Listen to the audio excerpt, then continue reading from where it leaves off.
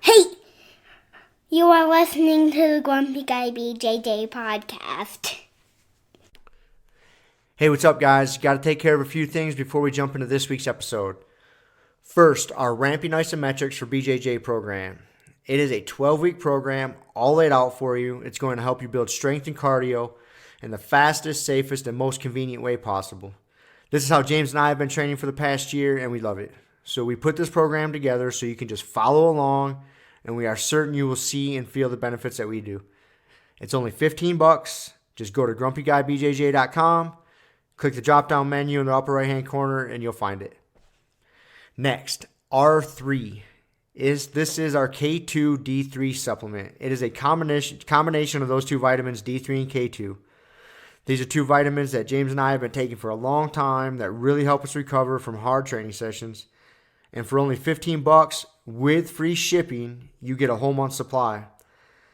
I was going to pull up some studies explaining the benefits of D3 and K2, but I'm not going to insult your intelligence and pretend to be a fucking scientist. I take it. It helps me recover. That's it. So for $15, check it out. And last but certainly not least, we have partnered up with Jiu-Jitsu.com. They have a ton of awesome BJJ instructionals, and they have hooked us up with a discount code for our listeners. It's Grumpy10.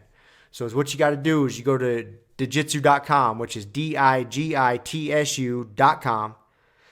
Find the instructionals you want, throw them in a shopping cart. In the little discount code box, you type in Grumpy10, which is just GRUMPY and the number 10, 10. That's it, no spaces. Boom, you get 10% off. You're up and running. They got a nice app you can download on your phone. That way you can take your instructionals right to the gym with you, watch the technique, drill it. It's a pretty sweet setup. So once again, DIGITSU.com. Discount code Grumpy10, GRUMPY10. Simple as that. To find all this stuff I just got done talking about, go to our website, grumpyguybjj.com. Click the drop-down menu in the upper right-hand corner. There, you'll subscribe to our newsletter for podcast updates. You'll find links for the Ramping ISOs program, the R3 recovery supplement, and then under the programs and products tab, you'll find a link to Jiu-Jitsu.com. And let's be honest, if you guys can't figure out how to navigate a website by now, there's nothing I can do to help you. So quit fucking around, check it out, train hard, and let's get into this week's episode. Boom. And we are back. We're back. Recording at your place. Staring each other, not in the eyes necessarily, but we just can see each other. Just long enough to not be awkward. Yes. Yeah. Although we did pretty good, man, on the Skype thing. I was listening to this, and we didn't sound like we were stepping all over each other. That's good. I think due to the fact that we were both mindful of it. Yeah. And, I listen to a lot of podcasts, and I have a tough time listening to the phone interview one sometimes. Just if it's not done properly, like it can get annoying pretty quick. Yeah. And I wasn't happy with the sound quality. I mean, it was okay for what it was. It got the job done. I mean, I didn't listen to the whole thing. I listened to bits and pieces of it, and it is what it is. And it's about what I expected. Because I screwed up too. I usually, when I'm making phone calls, I use headphones and it's got a microphone on there. Mm-hmm. That would have made my sound quality on my end better. I forgot to take them on my trip. And so I was just talking into the speaker on my phone. Oh. And so that kind of fucked up the quality a bit. But there was nothing I could do about it. Nothing you can do, man. Apart from going to Best Buy and buying I almost did it. I almost went to Best Buy, bought some Bluetooth headphones, used them, and then just took them back because I didn't need them. Great. But then I was like, well, I got to spend the money on the Uber to get there, the money of the Uber to get back, so I'm going to be out that money. I'd return them, so it'd be no big deal. I was like, I don't need to do that. Let's just fucking go from the speaker. Nah, man. Sorry to our listeners that I'm not that dedicated to buy those headphones. I don't think that it would have made that big of a difference. I mean, when you're recording on Skype, there's only so much you can do for the sound quality. Mm-hmm. So, and Skype, man, is always a gamble. We got pretty lucky, man. We made it through about an hour, and there was no major technical snafus where one of us just cut out and we had to call back or something. Well, we kind of got all that out of the way prior. I know we did. That's why I was like fingers crossed because we were not having good luck getting that started. But once it gets going. Well, most of that was my fault because I was at my brother's house and I was trying to find a good spot to record without, because I talk kind of loud. Like, I don't have a good inside voice. I'm always, especially on the phone, I get fucking hollering. It's just, whatever. It is what it is. And then the chaos of their house, my brother's got a 2-year-old and a 6-month-old, and, so I didn't want that in the background noise, but I wanted to be somewhere where I could be on their Wi-Fi. And so I was testing my limits. At first, I was out in their backyard, because I like to pace when I'm talking. Yeah. And so I was like, well, this would be perfect. If I can be in the backyard, just kind of pace back and forth and talk, and be on the Wi-Fi, it'll work out good. Well, 1, the Wi-Fi signal was a little sketchy out there. And 2, there was... it's a neighborhood, so you got neighbors all the fuck over, and people kept mowing the lawn, and then there was like a construction project, like some landscapers doing shit. It's like, I can't do that. So then I went to the front yard, and I tried that, and I figured, well, because the distance from his house to the sidewalk isn't that far, I was like, well, maybe if I don't know where the router is in his house, but like maybe I can get Wi-Fi out on the sidewalk, and I can just kind of cruise up and down the sidewalk. And the signal was too sketchy there, so I was like, fuck. So then I sat closer to the house, and then that was good for a while, but it would still give us some problems, because you and I talked for like a half hour prior to actually recording. Yeah. And there was a couple times that cut out on us, and I had to call you back. And so finally... That's just Skype, man. And so finally I was like, fuck it. So then I just went upstairs to the room I was staying in. Yeah. Shut the door. And my sister-in-law and the kids ended up leaving anyway, so it worked out pretty good. That's good. So I just... had a good signal up there and made it happen. So nice, man. I've used Skype a bunch, and it's always a gamble. Is it? You can have the best signal, and sometimes, dude, it's a goddamn miracle if you think about it that we can. We weren't testing its capabilities. We were basically making a phone call, but we needed to record it, and so Skype was a convenient way to do it. But man, I've used Skype for like consultations with clients, especially like international, and so. Being able to talk to someone and see them, and I'll use it for because I can have them get set up in their gym or wherever they're working out and go through a couple movements and be able to. And we've talked before, if your coaching cues are tight, you want to make sure you got good coaching cues. Coach someone through Skype, where you cannot touch them. That's tough. You have to be able to use words.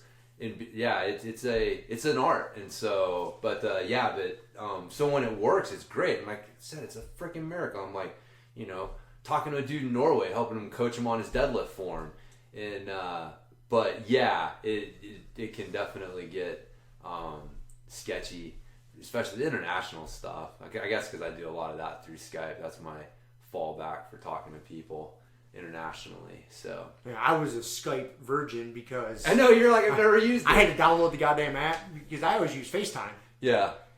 My family's all has Apple shit, just the way it worked out. Because I really don't FaceTime with that many people. No. Basically just like my mom, dad, my brother, and his kids and stuff. But apart from that, I don't do video calls. And but when I do, it's always just been FaceTime because it's already on the phone. Yeah. And I was like, oh, fuck, so now I got to figure out, I had to create an account and, send you the link and all this nonsense. It's so funny. I know when I realized, he's never used Skype before. Never used it. This is funny. So, yeah, there's just things I take for granted. I'm like, video conference. I've used, Google Hangouts, Zoom. Zoom actually works pretty well. I was in the midst of setting up a Zoom meeting when we were having all of our Skype problems and just being like, hey, let's try this and see if this works better. Skype, and I think there's been 1 or 2 other ones, but the old video conferencing thing, something I've used a lot of them and doing it for a while, so that's why I was just like, whatever, dude. Skype's, that was good. Get an hour and not have too many bad issues. We did, the Skype gods smiled on us. Did you listen to the whole thing?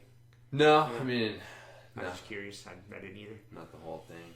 I don't always listen to us. I almost never listen to us. Yeah. When we first started recording, I was pretty good about it. Yeah. Because I was pretty self-conscious about my ums and my likes. The little, conversational fucking habits you get into. Yeah. And I didn't want to sound like too much of an idiot. And so I would listen to the first, I'm trying to remember when I stopped listening to where I felt myself as a perfect podcaster. But no, I'm just kidding. But Yeah, like probably the first 20 or 30 episodes, I would listen to them all. Yeah. And just to kind of perfect my technique, so to speak. And lately, I stopped. After about episode 20 or 30, I was like, I can't do it no more. I haven't listened to a full one of our episodes in quite a while. I mean, I was there. Yeah. So, yeah, in the beginning, I would listen to them because, again, like you said, just kind of hear how it was sounding on the other end. But once I was sure, okay, this is what it sounds like. It is what it is. On that note, I want to ask what you think, and anybody listening that we know, or send us an email, because as the way we record it, it's in stereo. The setting I have on this microphone, and so when you're listening to it in your headphones or in your vehicle, you come through the right speaker, I come through the left speaker, or vice versa. It's kind of a cool little feature. Just this one of the settings on this microphone. Yeah. I think it's kind of cool, but I'm curious if other people do. Because when you listen to it on one speaker, you don't notice the difference. But when you have a dual speaker thing going on, it's a distinct difference. You can tell. Right. I just so anybody out there listening, let us know. Yeah. Because I've never heard any other podcast do that. Right. And I accidentally did it for us, quite a while back. Yeah. And I had like one or two people say, "Hey, that's kind of cool. How'd you do that?" I was like, I have no idea. Because I didn't do it on purpose. Yeah. And then, so I just kind of let it roll like that. Huh. Did you ever notice that? No, I've noticed it. It's definitely a little different. It's different. Yeah. So. I wonder if it's annoying. Because that's a big thing for me, man. Because I check out a lot of different podcasts.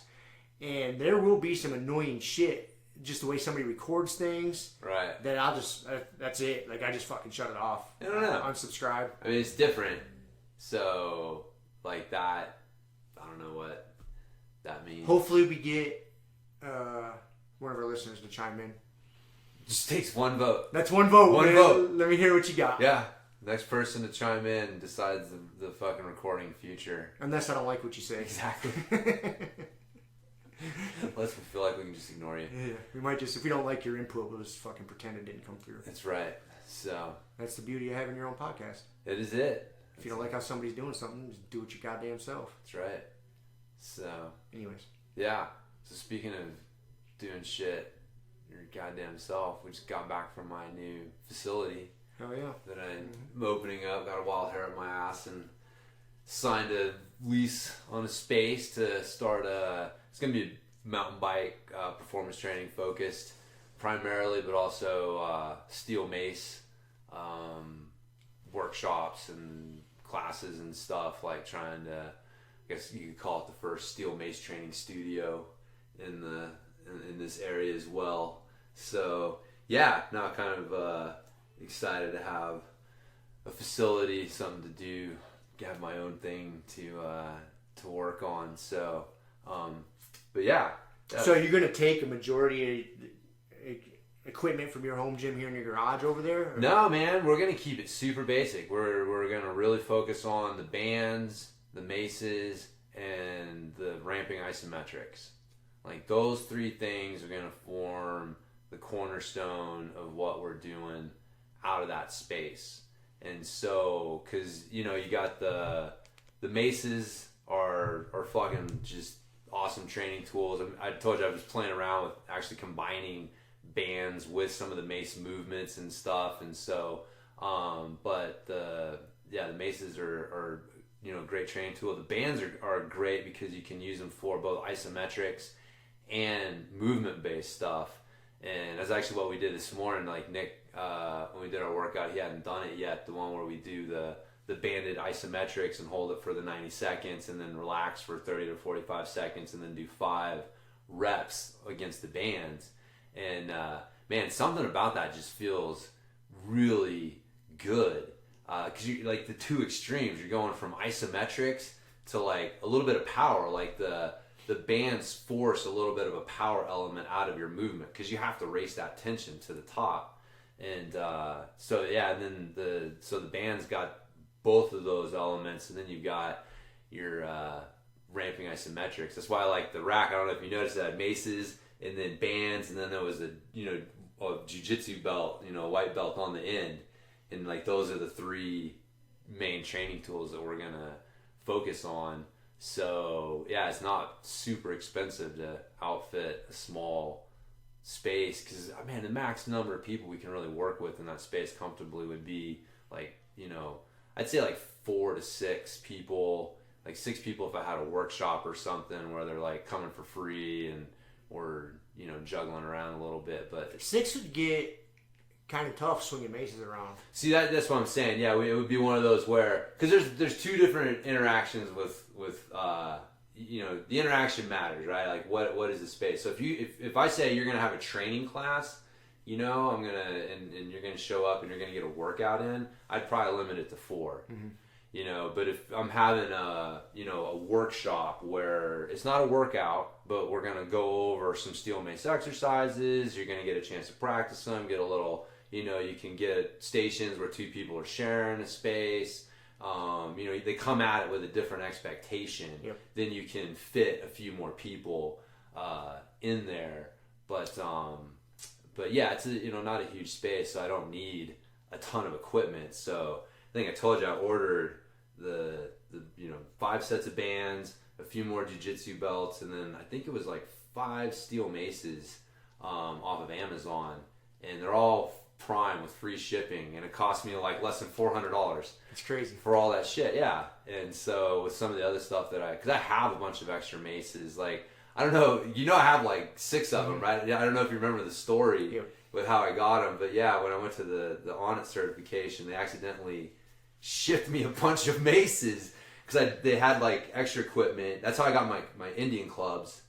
And so they were selling like used equipment, and I said, yeah, I'll buy this, ship it to me. And then for some reason they shipped me like fucking half dozen maces too. And so they didn't want to take them back because they would have to pay for shipping. They would have had to pay for shipping, and by that point they're just out money. So they sold them to me for like $20 or $25 each. And so that's how I ended up with like a half dozen On It 10-pound maces. That's awesome. And I've had them for a reason. I just don't know why. And so now I know why I got my space. So what weight maces did you buy? I bought a couple more 10s and a couple 15s. And so, man, honestly, I don't really... Dude, the 20, that's a lot of mace. It is a lot of mace. That's the heaviest one I have. I don't have the quad mace. I just have the 20. Yeah. That's a lot of mace. It's a lot of fucking mace. You gotta respect that thing. And it's like, I don't know who... if I am working with a Viking, I can always grab mine from my house because it's 5 minutes away. But there at the facility, I'm going to have mainly 10-pound maces and, a 15-pound mace. I'm going to have maces for sale. And so, I'll have a couple 10s and a 15 on hand that people can, buy or, my plan is to do consulting. So, like, people locally will come in and, like, your first session will be, like $150, but it'll include your equipment. You'll get a mace, you'll get a set of bands, and you'll get a belt. So that you everything you need for your workouts, and then so that's kind of the plan, is to have some stuff on hand to sell as people come in, because a lot of the stuff isn't, especially the steel mace, it's not super common piece of equipment you can just run down to Dick's Sporting Goods and grab, and so yeah, it's that's the plan. Having 10s, some 15s, and bands and belts, and I'll get a pull-up bar in there, and we're discussing some options for getting some stage, some things you can attach the bands to on the wall. Some anchors, yep, in the wall there, and but yeah, super basic, man. That's cool. Yeah, that's cool. It's exciting. It is, yeah. It's gonna be a fun. There's a lot of cool stuff, man, over the last couple of years that. Between the maces and all the isometric stuff, like my training methods have completely changed. So there's going to be no kettlebells in there, and there's I'm not going to have an Olympic bar and plates, so we're not going to be doing like heavy deadlifts and stuff like that. But just from my experience and just the working with a couple people using the stuff, man, I think that you don't need that stuff. Like, you can get great results with just these 3 training tools. Add in a couple things. Like, eventually, like everything else, I'll get bored. Adapt and like sandbags. I love sandbags, so I'm sure sandbags will make their way in there eventually. Some medicine balls will make their way in there eventually. Mainly just because we got a cinder block wall, so we can I like slam balls and medicine balls. Man. Yeah. This will be my first facility that has a wall that I can throw into. So even if you wanted to, a nice day, like you got the outside walls. Yep. You got stone block walls all the way around. All the way around. So yeah, you can do some stuff outside, a nice cool morning or something. Yep. Yeah, it's on that third of an acre, and it's got that cemented area right around it. It's supposed to be a parking lot, but man, I can get some tires and some shit out there, and I'll be just an outdoor training area. I'll keep a lookout for you when I head back to work, because that's how I scored my tractor tire. Yeah. Because I end up kind of delivering out in the sticks sometimes, and I'm driving a semi truck, and I drove past this house that just had like a half dozen big ass tractor tires sitting out front that said free. And so it's perfect, dude. I mean, I could have grabbed more, but I didn't know anybody that needed it. And this was 2 years ago or whatever I did it.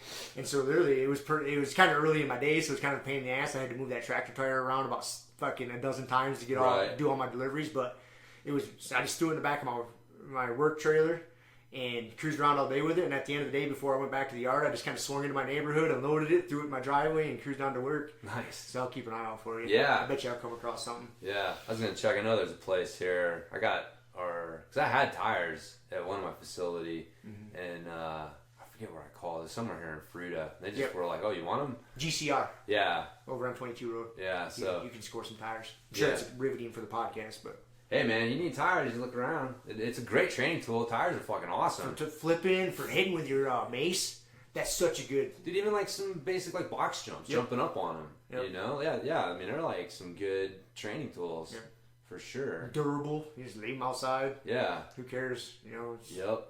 Yeah, tire flips are great, man. Talk about a self-limiting exercise. Yeah. I mean, of course, like everything else, people can take it too far and fuck it up, but of course, if you do it right. I remember we had the gym that I managed in Texas, had a huge fucking parking lot, and it was never full. And so one of the guys, I think he was dating one of the girls that worked there, but he had these tractor tires, and we started working out. We hit it off, and this is like early 2000s, right? Like the very beginning. Like, everybody takes this shit for granted. But tire flips have not been a thing forever. Like, there was a time when no one had ever even heard of the fucking tire flipping.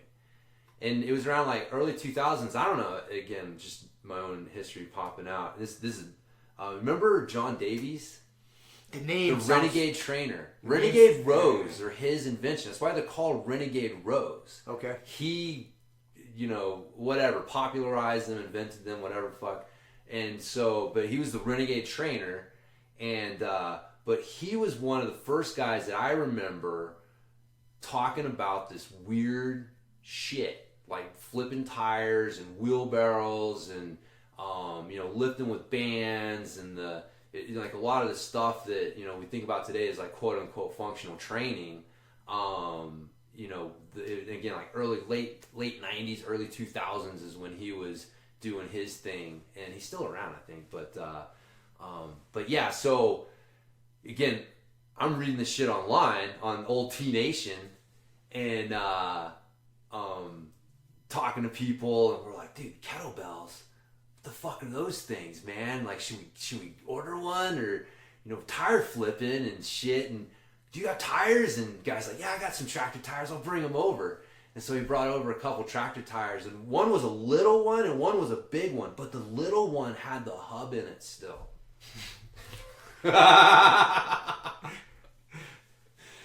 Dude, it was like super heavy for like a little tire.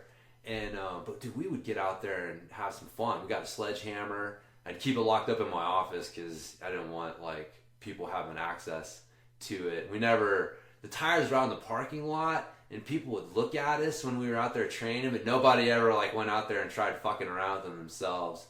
But that's one of the beauties of the steel mace, when you're doing the tire slams or the sledgehammer swings, for lack of a better term.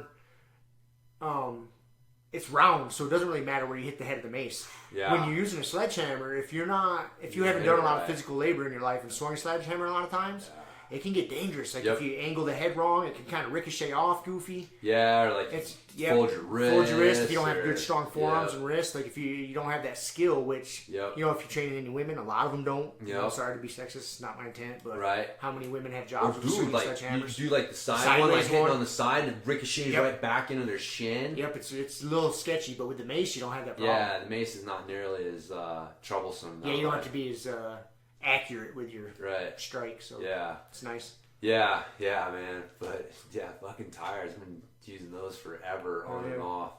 But the old slosh pipe, you got you a good. I got a slosh pipe. You know. Slosh pipes are great. And dude, what the fuck else, man? It's funny, like looking back, like going from, reading Ronnie Coleman and Flex magazine and following the blitz your biceps routine. Blitz your biceps, yes. That was the roots of it, man. Like that was when I first started working out. That was it, and then like transitioning into this, like I went through a little bit of an Olympic lifting phase, and then the whole functional renegade training, and then kettlebells, and now the isometrics and the fucking steel mace. So I'm pumped. This week on Thursday, I got my physical therapist coming to my house just to kind of assess how my legs coming along and go through some exercises and see where I'm at and see what we can add or take away.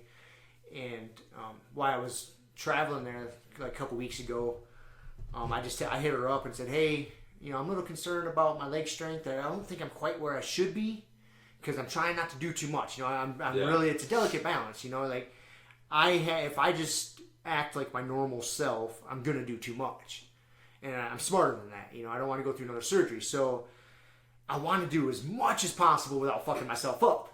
And I'm being safe. I'm a little concerned I'm not doing enough. Just me being worried. So I hit up my therapist and said, hey, why don't you come on over? Let's go over some stuff. And after a little conversation, she gave me a few exercises I could add in that I haven't really been doing yet. And one of her exercises she gave me was a kettlebell swing. And I just said, okay, that's cool. So of course I'm going to do Indian club swings. And I've been doing them lightly, just real light, like the 1 5-pound club or a 10-pound club, single leg, like a stiff-legged version kind of. But anyways, so I'm pumped on Thursday when she comes over. I'm going to show her the Indian club swing, because I'm pretty sure she doesn't have much experience with Indian clubs. Yeah. And so I'm kind of excited. I'm going to check this out. You wanted me to do kettlebell swings. Right. Let me show you what's even better. That'd be interesting. And show to see her reaction. The Indian. But how can you not think it's a good exercise?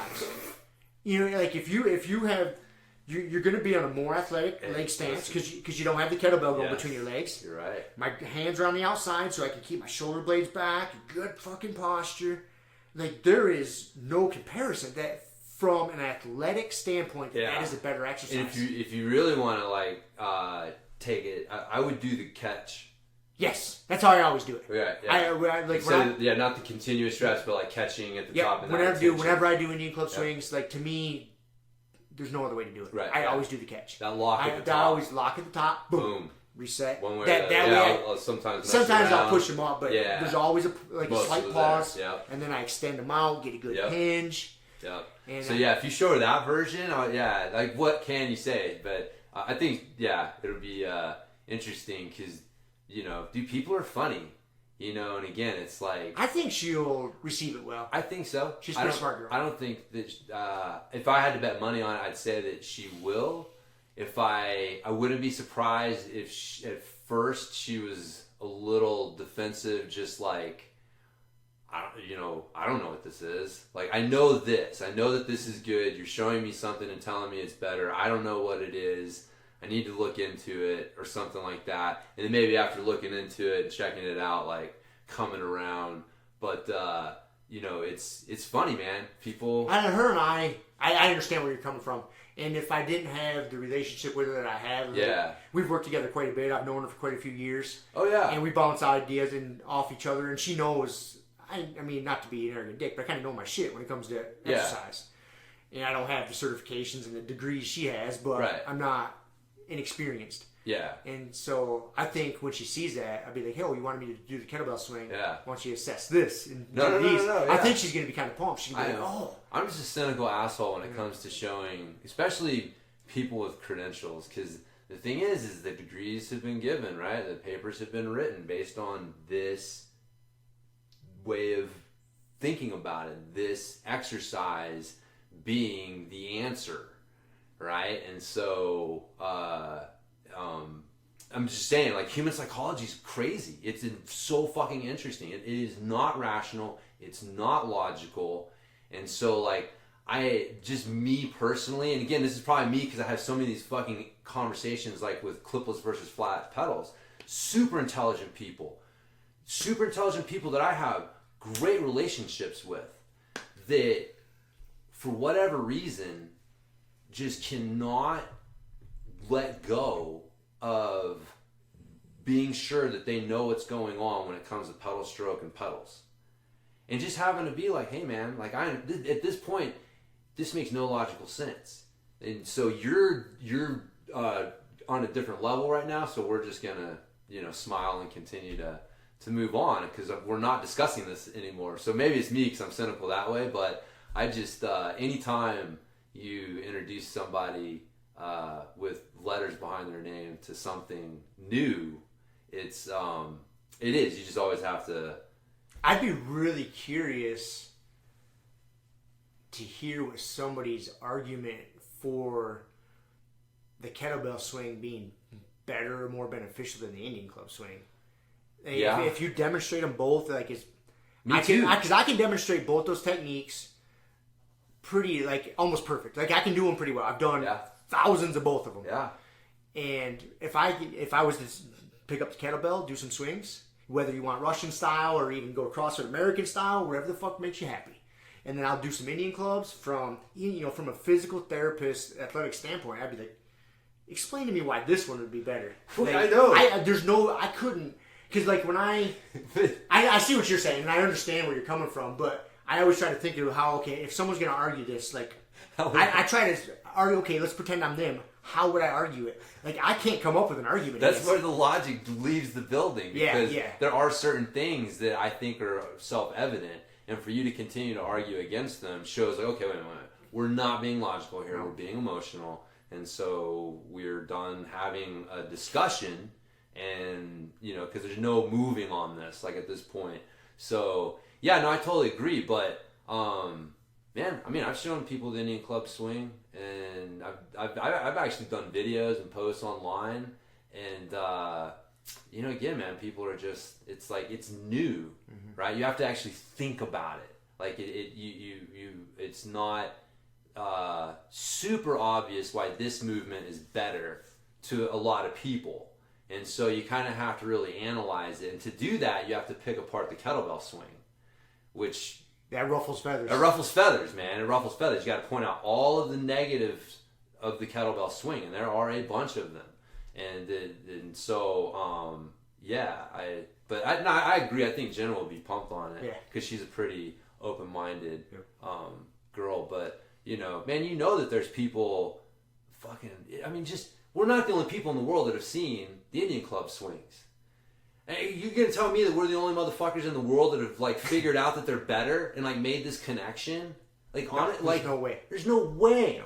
So, like, why something's keeping it from being better known? Like, there are intelligent people who are kettlebell people who have been exposed to this that just for whatever reason are ignoring it or not taking it to its full logical conclusion, which is, oh, these are better than kettlebell swings. Why am I doing kettlebell swings? Because what I see some of is people kind of juggling both, doing both, and it's like, dude, why the fuck are you doing kettlebell swings?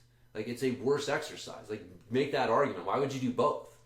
Right? Like, why would you not? Like, what day do you want to work out and you want to give up a better exercise? Yeah. So I'm totally with you, man. That's why one of the new things I'm really going to emphasize with the facility is, like, dude, no kettlebells. Mm-hmm. We do not use kettlebells. It's an overrated training tool. What kind of selection you have for your Indian clubs? What are you going to I'm going to get some there. I'm not going to get too many at first because, man, it's interesting working with a few people with the Indian clubs. Dude, the mace is infinitely easier for people to pick up and start to like get like one-handed stuff is so different than having the two hands on one thing. And so that leverage based and all the weird movements and shit that go along, like it's not your average person that can pick up a fucking Indian club and move properly with it. And so I'm going to be using them, but it's not going to be like a huge cornerstone of what I'm doing because I think that there's better, easier ways to kind of get people that don't move well in the first place to start moving in that direction. Like, because I got a guy that I work with, and I wanted to get him doing Indian club swings. And again, if you put a gun to my head and you said you need to make this guy do a swing, it can either be a kettlebell swing or an Indian club swing, and you need to pick one because he's got to do one today. I'm definitely going Indian club swing. Yeah, sure. And I would have showed him, and I would have taught him, and he's done kettlebell swings, but I still would have said, like, okay, I'm going to show you Indian club swings. But I looked at his Indian club swings, and as great as they were, as good as Indian club swings are, his still weren't where they needed to be. His weren't good enough. And so, like, he doesn't have to do swings. Mm-hmm. So we're regressing. Like, I'm literally having him do just jumps, like do some broad jumps. It's the same movement pattern. Like, he's kind of lost his jumping pattern. And so we're scaling it back a little bit. And so that's kind of the thing that I'm realizing is that, especially with mountain bikers, because they're so locked up in their hips because they spend so much time sitting down, and it's the way that most riders are taught to ride is so detrimental to their mobility and movement, and it's not the right way. Like this whole like sit as much as you can and only stand when you need to is the fucking wrong way to do it. You should be standing as much as you can and sitting down to recover, and then stand up and sit down to recover. Like that's the better way to do it. But most riders are fucking locked up in their hips, and so they can't get like good full hip extension, and so they can't even jump. They can't even do a broad jump, right? And so Indian club swings are going to be a few phases down for most riders that I end up working with. And so, but anyway, so I'll have like a pair of 10s and a pair of 15s there to do some stuff with. But it's, like I said, it'll be kind of, bonus stuff after we've gotten you moving a lot better, cleaned up a lot of stuff, and gotten you stronger. And that's where the bands and the mace and the ramping ISOs come in. So, but yeah, dude, it's interesting. I working with people, I try to think like, fuck, what is it like to be in that body right now? To like not know where you are in space. You know what I mean? Like you're trying to coach them, and you can tell real quick, even with like jiu-jitsu, right? Like you can tell when people, you're like, move your left arm, and they're wiggling their right foot. It's like they have no clue where they are in space, and they have no ability to purposefully manipulate their body to move in a super intentional way. There's a lot of flopping and hoping going on. Flopping and hoping. Right? I mean, that describes a lot of form in the gym, on the mats. And so, but yeah,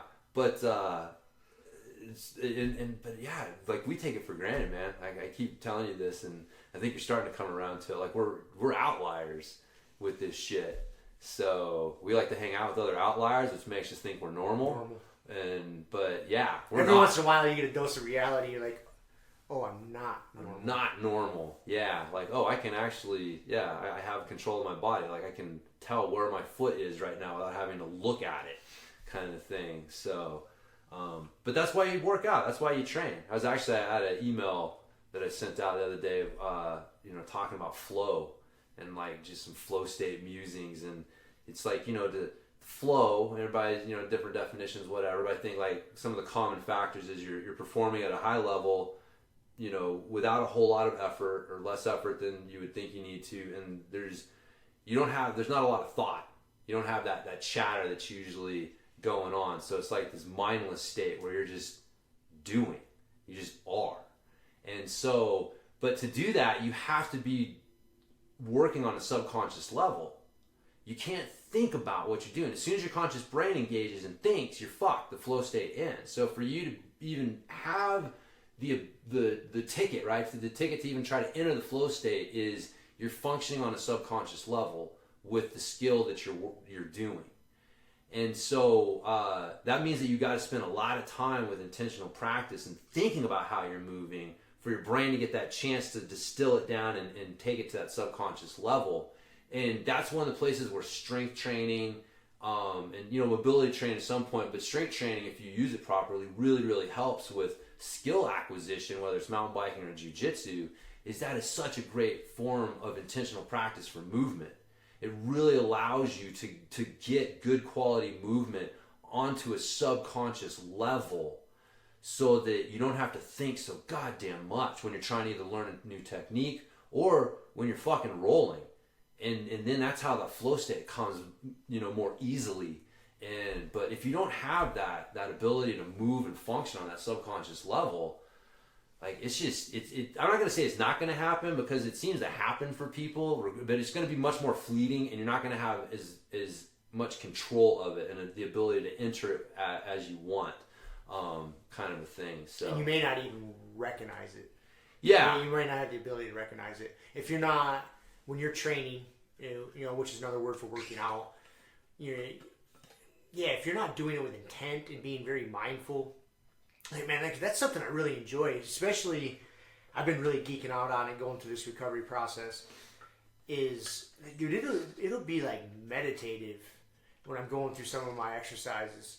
For example, like this morning, like my quote unquote warm up. I was doing step ups and step downs. Yeah. So I can't quite do like a full like a box yet. It's just my leg. I'm not supposed to. So I literally just had 2 45-pound plates and a 35-pound plate. So what is it? 18 inches high, something like that, maybe 2 foot high. And I put my we'll just leave it like that, and I'm step up on it, and then I step down off of it, like I'm going up and over it, right? And very mindful, man. Like I set the timer for 15 minutes, and that's literally all I did for fucking 15 minutes. Is step up, step down, turn around, repeat. And man, you get in this zone, and I am just focused on, I feel my foot hit. Because when you're like going down a set of stairs, you're doing a step down, a lot of us just kind of rush through it. You just go through it. Yeah. When you are doing it to train your leg, like you really slow it down, because it's tougher than you think. Even when I do it on my non-surgery leg, like okay, I don't just want to go through this motion. I'm not just trying to get 1,000 reps. I'm trying to be as mindful and as beneficial in this activity as possible. And so I'm even doing the reps on my good leg. And just stepping down really slow, dude, you can feel all the muscles that you're using and working. And it is like a zen thing. I just kind of check out and just like boom, boom, boom. And it's so satisfying. Yeah. It really is. It is a form of meditation. Because you can just really geek out on all the muscles. Oh, I feel my calf kicks in here, my quad kicks in here, my glute kicks in here. I'm just boom, boom, boom, down, repeat, boom. Dude, I like it. I really enjoy it. Yeah, me too, man. That's why I don't understand when people say they don't like drilling. Because I'm like, dude, drilling's it gets meditative if you do it right. Yep. It's the same thing. It's like, you just get so in tune. Yeah. You just I feel like Spider-Man, like Spidey senses are just like kicked in, and I can feel everything. Yeah. It's. Yeah. And anyways, it's just, again, I think that's more to the fact that I think that's normal and maybe we're not. Right? Maybe not, but I think it's important, man, that mindfulness. It's funny because I've started calling things like isometrics or meditations with tension. Yeah. Meditation is I look at it as meditations with breathing, because I'm really focused on my breathing. Like you're talking about your movement. You should have movement meditations. Like that, just that idea of just being super present, really trying to, that's the thing, is not thinking is thinking. And so it's that's the weird mind, no mind state, but that's it. That's the flow state. And if you can practice that with your training, and then you're training your brain to function on that level, and it's going to be way easier to access it when you need it. So, but yeah, that's where the time comes in. Just time. Time, you gotta put the time in. Yeah, so I mean that's why white belts, you literally you can't function on the same level as people who put in 5, 10, 15, 20 years. Like it just, your brain, you haven't sunk enough onto a subconscious level to be able to. And I mean, we've talked about this before. Like that's really the gap with you and Kevin that I'm really fighting, because it's not a physical one, it's not a technical knowledge one. It's that every day you guys are functioning a little bit more on a subconscious level, and you're already so much deeper than mine because you've been training for longer. And so like that's the arms race, right? It's not who's stronger and knows the most. It's like who's able to function on a subconscious level, who is able to think, ahead. That idea of like, I already know, my body recognizes what to do before I consciously even know what to do, because I'm on the subconscious level with everything. And so that's the ultimate goal, and that's why the fucking training where that comes in. So if you want to get better at jiu-jitsu, again, I'm like, you don't like drilling, you don't strength train, you don't do this shit. Like in my mind, that statement is, those two statements can't exist together. You can't say like, I really love jiu-jitsu and want to, be good at it, but I'm not going to do these other things. It's like, well, then you don't really love jiu-jitsu. Well, I'm not going to say you don't love jiu-jitsu, but you don't really want to be as good at it as you could be, because you're leaving these other things on the table, these other opportunities. So, anyways, yeah, I'm gonna derail this because yes. that conversation we just got done having really ties into what we're gonna talk about today. Kind of, yeah. Because we're gonna talk about fitness myths, and some jiu-jitsu myths, and debunk them. Yeah. As far as we're concerned. But anyway, so before we get into that, I'm gonna derail this. So I listened to this 6-part podcast. This is totally off the topic, so sorry. That's just how my brain works sometimes. It's fucking a 6-part podcast about that Elizabeth Holmes chick in the Theranos. Okay, yeah. It's really good, because I knew of the story, but you haven't read the book. I haven't read the book yet. Yeah. You've told me about it, and you kind of geeked out on it for a little bit because it was pretty entertaining or interesting. And so I listened to it. It's called The Dropout. Dude, fucking bananas, psycho. And it ended. I don't know where they're going to go with it. I don't know if they're putting out more episodes or they're waiting for the story to unfold more now, because it's at the point to where like she's in court or going to be going to court. She's been to court a couple times or something, but there's still, it's a legal process, and that shit starts taking forever. Especially when you got a bunch of money, you can stretch that fucking process out. But yeah, dude, fucking bananas. Yeah. If anybody's interested, like, it's a really good podcast. It's done real well. Some big fucking company did it, some podcast company. So That's it's really produced well, and HBO just did a documentary. Did they? Yeah, we had HBO because we watched the final season of Game of Thrones, so we had it. So I watched the HBO documentary, and even though I've read the book, man, still watching, I'm still just like, it's fucking bananas. How all these people got bamboozled. There was even sorry, I don't have the names because I finished listening to it like 2 weeks ago. But there was a young kid, he's probably in his 20s or something, that he started seeing the writing on the wall, and he wasn't comfortable with what was going on. Oh, his grandfather. Yeah, and then he took it to his grandfather, and his grandfather was bought in on this Elizabeth chick, and he was almost bringing charges against his son or something, or his grandson. I forget what he did. He was basically reminding him that this is what would happen. I don't agree with you, and if you pursue this, you need to understand this is what's going to happen. They even ambushed him one time. They did. He called him up and said, "Hey, would you please come over to our house? We need to talk about this stuff." Yeah. And so, this kid loves his grandpa. He's like, "Yeah, of course I'll come over." And we might not see eye to eye, but let's talk about this. And they were over there talking. And then all of a sudden, out of the back room, fucking lawyers come out and they want him to sign some some sort of document saying he's not going to take it to the press or whatever. Yeah. What the fuck? And then eventually the grandpa learned, and he came around, and dude, he had a really good statement. Again, I'm going to fuck it up, but he said something like, "Man, I'm so proud of my grandson for he handled that situation exactly the way he should have. And I was wrong." Yeah. And even though I'm grandpa, and I was coming at him, he stood his ground because he felt it was right. Yeah. And that's exactly how he should have done it. Yeah. That's crazy. That's how much, what the fuck, dude? Like, right? This, at no point in time did this technology she came up with do anything close to what she said. Nowhere near. And, they bamboozled fucking Walgreens. And they even put some of their units in the Walgreens, but to the extent they weren't, like, people would go to Walgreens to get their blood test, and they would ship it back to their facility, and they were using a third party's technology to do regular tests. machines. Regular machines that are already available. Yeah. But they had to jerry them because they would take the micro droplet, right? That was their whole thing. Is it's not a regular blood draw. Right. It's just you just need a pinprick of blood, like what a diabetic would use to test his blood sugar.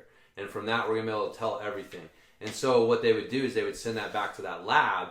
Yep. And because they didn't have a full sample and those machines were made for a full sample, they had to devise ways to dilute the sample so that the machines would get a reading off of it. And the fucking readings were so inaccurate. Like, that's what blew their cover. Like, if they had never gone into the public with Walgreens, if they had stayed out, who knows how far they could have bamboozled this thing. But when they started getting, medical professionals getting their, either having patients come in that they had known for a while and had gone and gotten a blood test done on this new thing at Walgreens and comes back with totally abnormal, totally off the wall results. And then they order another regular blood draw and send it to a regular lab and comes back and it's like, well, wait a minute, this is in line with the last fucking 50 of these things we've done. Why is theirs like off the fucking chart? Or people that knew, like medical professionals that knew, like, dude, I know what my cholesterol is. Like, this thing's telling me it's fucking 560.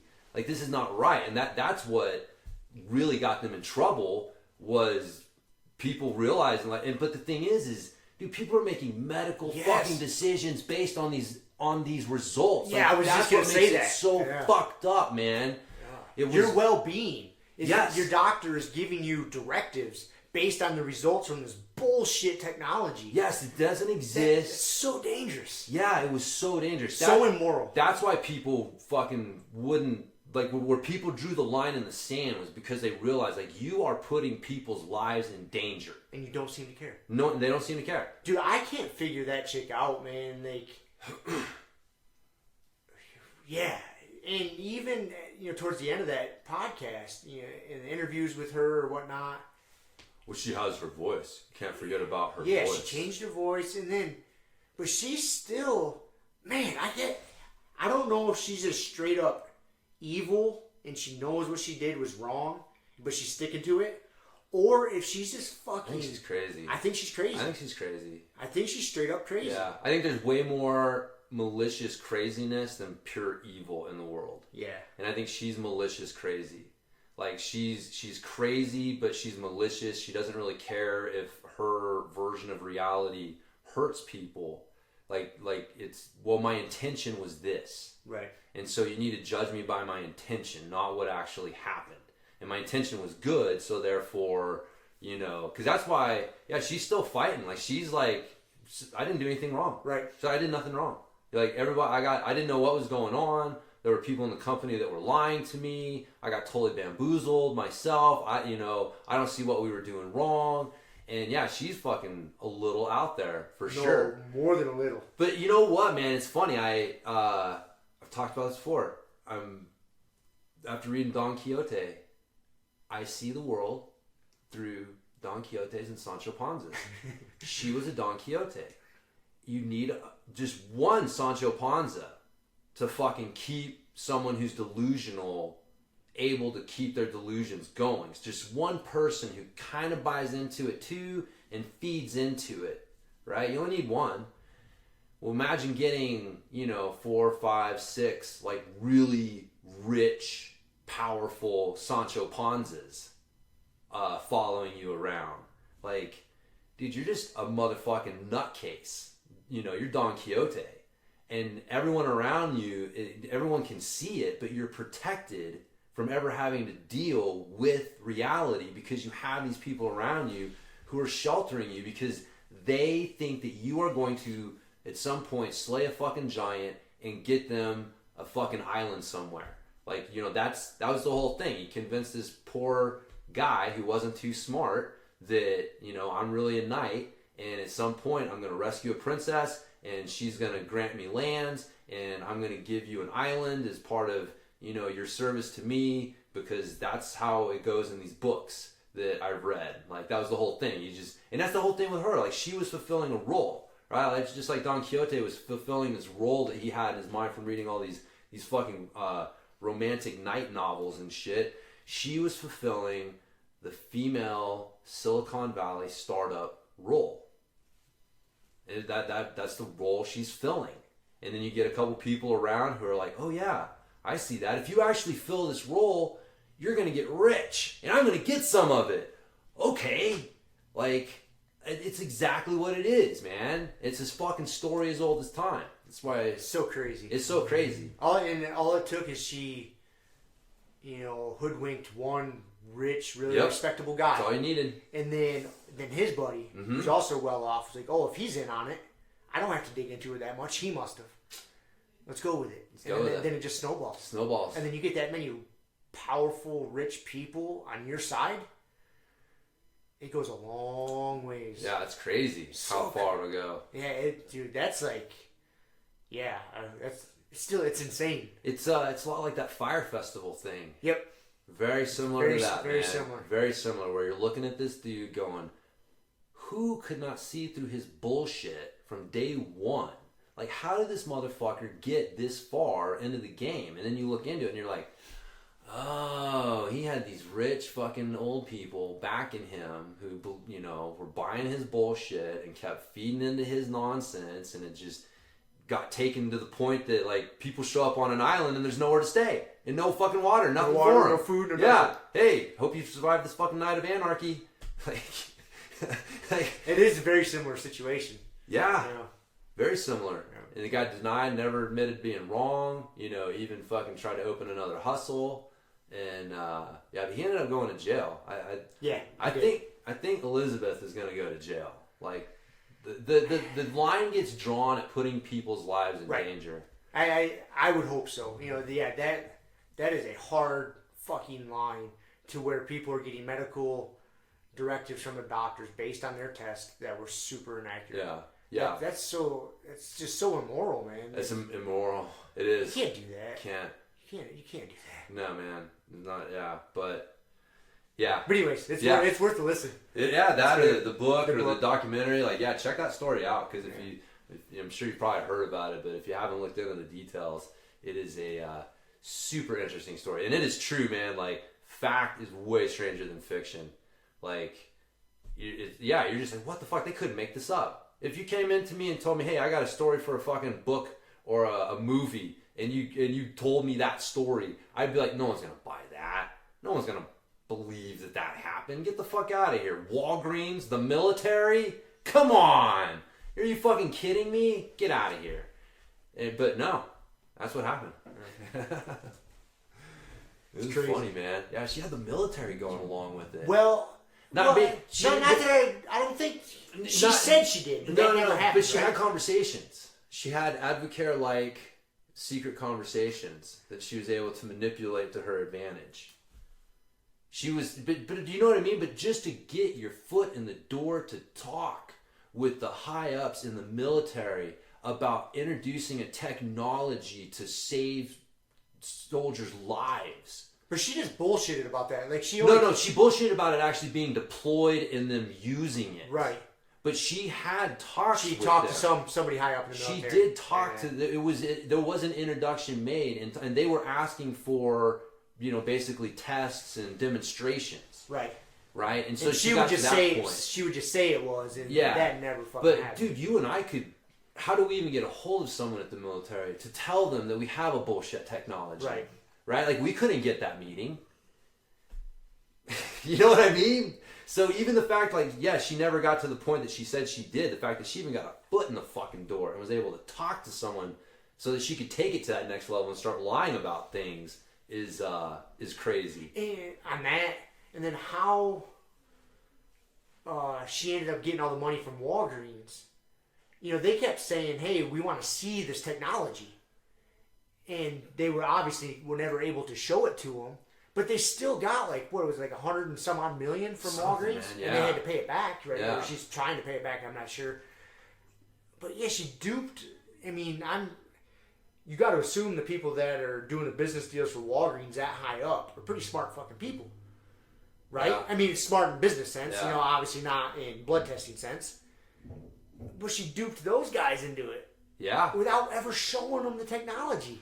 They had very orchestrated tests that, like, if you wanted to believe the technology worked, the test would confirm what you already wanted to believe. Yeah, okay. If you walked in there with a critical mind, the test seemed a little suspect. But they were right there enough, you know what I mean? Because They wanted to believe. They would literally do a drop of blood, like take them out to do the rest of the tour. Somebody would come up, grab the drop of blood, run downstairs, do the test downstairs, run back up, and program the test into the Theranos machine and get the fuck out of there. And the person comes back in, and they think that their blood test has been done on the Theranos machine. There's no way for them to really discern that it wasn't. Right. The way that they had it all set up. So, you know, again, if you want to believe, if you think that, like, dude, the military's in on this, you know, must be good. Must be good. You know, this, you know, investor who's, probably dropping a package off. You know, some investor or whatever that, you know, like that's the thing. Like you said, it took one person to start the dominoes. Yep. And then everyone's looking, being like, dude, all of these people are behind her. They can't all be wrong, can they? Somebody in there did their due diligence. Somebody. So I don't have to. Right. No one ever did. No one ever did. That's the thing. That's what's so crazy. Yep. Yep. And there was, like, very early on, like, one of her professors at Stanford. And she only went to Stanford. I think it was Stanford. Less than a year. Less than a year. Like Yeah. a fucking semester. Yep. And when she told one of her professors her idea, and the professor's like, that can't happen. That's not possible. It's not possible. Yeah. Like, I'm pretty skilled in this, and that's not doable. Yeah. And so there was people early on that were like... Yeah. And she just said, I don't want to hear it. Yeah. Like, I don't believe it. Yeah. Oh, yeah. So when someone's trying to change the world, they get that a lot. Yeah. You know, Yeah. some sort of line like They've that. got their lines, man. Their whole, like, you know, well, if you're not a solutions-focused person, maybe you're not, you know, belong here, right? Like, it's like, don't come to us with problems, you know, because you're just finding problems. Come to us with solutions. It's like, how do you argue with that? Like, sometimes there are legit, like, yes, there's something to that, but when you take it to the extreme, like, there are no problems. Only people who refuse to find solutions. So we just got to fire everyone, or it's like, it's insanity. But yeah, it's a good story, man. It is. It is a good story. So I didn't expect that as your hard left. No. I figured you would, but I knew you'd dig talking about it. Yeah. Hey, do you want to talk about, you know, this kind of goes along with being hoodwinked? The Advocare stuff? The Advocare stuff? Yeah. That's kind of crazy. I think we should bring it up a little bit. Yeah, man. So, for those listening, if you're not familiar, so Advocare is... I will say, first and foremost, if this affected you in some way, I take no joy in that. No, I think there are a lot of people who got fucked over by this. So any negativity that you might hear is directed towards Advocare. Correct. Yeah, because I feel bad. I mean, I don't know if... I know a few people personally... Me too. ...that were doing well and making you know, quite a bit of money from Advocare. If you don't know what Advocare is... That's what I'll get to. And so that's getting stripped away from them. So, if you don't know what it is, it's basically a supplement company, right? But it is also a multi-level marketing company. You know, you recruit people into your team, your downline, and that is where people make their money in getting into Advocare, is recruiting people to sell products. Yeah. And, I mean, that's the way their business structure is set up, is if you want to make a lot of money in Advocare, you don't do it by... You can sell supplements, but that's not where you're going to make the big money. The big money, right? You know, because once you're what's called a distributor, and I can speak from experience, like, I'm an Advocare distributor. I was one as well. And I still am to this day. I get 40% discount on the products. As we speak, I'm drinking Spark. So, I come from a little bit of experience. Like, and I started doing this back in 2009, 2010, somewhere in there, I think. Yeah. Maybe before that even, 2008. But that's, if you want to make big money, you got to build a team. You got to have people in your downline. So in essence, making money off of them. You're making money off of them. So in essence, it is like it's a multi-level marketing, or the dirty word, a pyramid scheme. Yeah. And they got busted by the federal government So the initial, the stories, yeah. It's evolved. Even after talking to you and Kelly today, it's changed in my mind a little bit. So how I became privy to it is like a month or two ago, being that I'm still a distributor. I still pay my monthly or my yearly fee so I can keep my discount level up, and I don't sell much. I got a few people still signed up under me that buy stuff randomly, so every once in a while I'll get some random money deposited into my account from Advocare, but it's like nothing. Yeah. Right? And so I get a letter or an email, a month or two ago that's saying, hey, there's going to be some changes in our pay structure. We just want to give you guys a heads up. And it was very vague. They didn't say much beyond that. And then, like the Friday before I left on my trip, so back a couple weeks ago, they sent out the bombshell email that said, as of this day, you can no longer make money off of people underneath you in your downline in their lingo. The only way you can make money in Advocare is just from selling product, because for distributors like myself or people that are really balls deep into it, you can buy all their products at 40% off, and obviously you got that markup. Then you just turn and sell it, and you can make some money. But that's the only way you can make money now through Advocare. And dude, that's a bombshell, because there's a lot of people that make money on that shit. Make money on that downline. And so that got because I didn't know anything about this. I don't keep up on it. Like I buy my Spark for 40% off, and that's about my extent of my experience with Advocare anymore. So immediately I go to Google and I'm researching this shit, and I come across that they're getting sued by the federal government for being a pyramid scheme. And I was blown away by it. Like, holy fuck, man. But you guys had an interesting take on it. Well, yeah, again, I guess we gotta look into it a little bit more, because it's like, if they're being, I guess it wasn't that they were being sued, is that they were being threatened to be sued. And they took this action preemptively in order to avoid the lawsuit and not go through it and deal with it. They were changing their structure. I thought... See, that again, it's like that is a difference. Did the federal government actually declare them a pyramid scheme and were bringing a lawsuit against you? Or was there talks and the government was telling them, look, this is what we're planning on doing. This was their threat. And they said, well, okay, instead of facing that and fighting you on it, we'll just go ahead and make this change. Oh, see, I haven't done a ton of looking into it. I assumed the federal government said you cannot pay people like this anymore. Yeah. Like, I thought they put the mandate down. Well, you know what I'm saying? Like they can say that, but then they have to take them to court if they're not going to do it. Okay. You know what I mean? And so that's where it's like, did they actually take were the papers served? Did the federal government say federal government versus Advocare, as a pyramid scheme operation, and we're going to prove it and force you guys to stop doing this, right? Like that's one thing, but like them telling them, hey, we're investigating you as a pyramid scheme. We're going to bring charges against you and take you to court. And then Advocare preemptively going, okay, instead of having you bring charges and take us to court, we're going to preemptively do this so that you guys don't. It's kind of like in sports, like basketball. You'll have like colleges that will be under investigation for rules violations, and then they will self-impose some sanctions on themselves.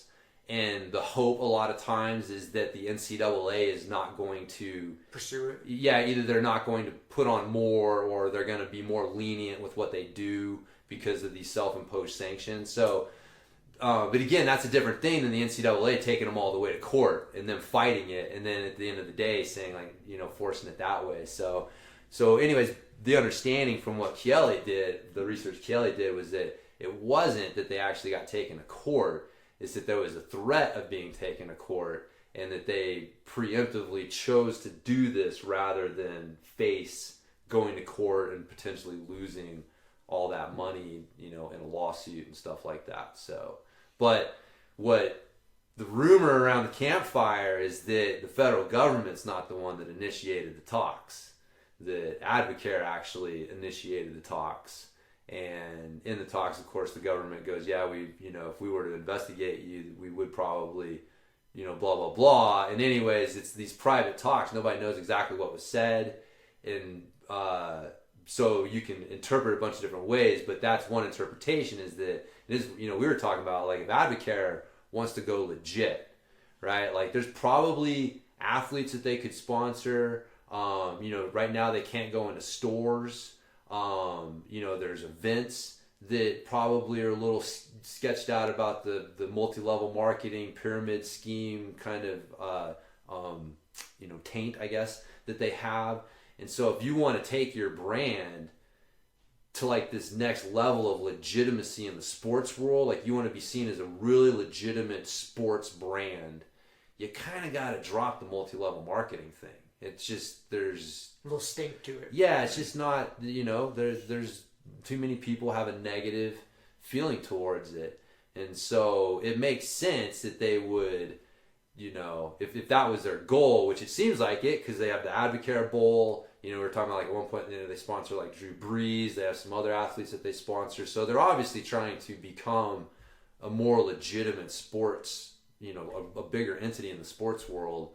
And so, yeah, I think they're just, reading the tea leaves saying like, we're going to have to dump this multi-level marketing thing. So how can we do it? And save face. Oh, the government was threatening to sue us. And so we made this change in order to stop being sued. So they don't look like the bad guys. Right. It wasn't us. It was the government threatening us kind of thing. So that is an interesting take. Yeah, I hadn't even thought about that until talking to you and Kelly this morning. Yeah. So yeah, I'm interested in it. I'm gonna kind of keep my eye on it, and do a little digging around and see what comes of it. But yeah, I feel bad for the people that were making a lot of money on it, because there was some people making some good money on it. There's some people making a living.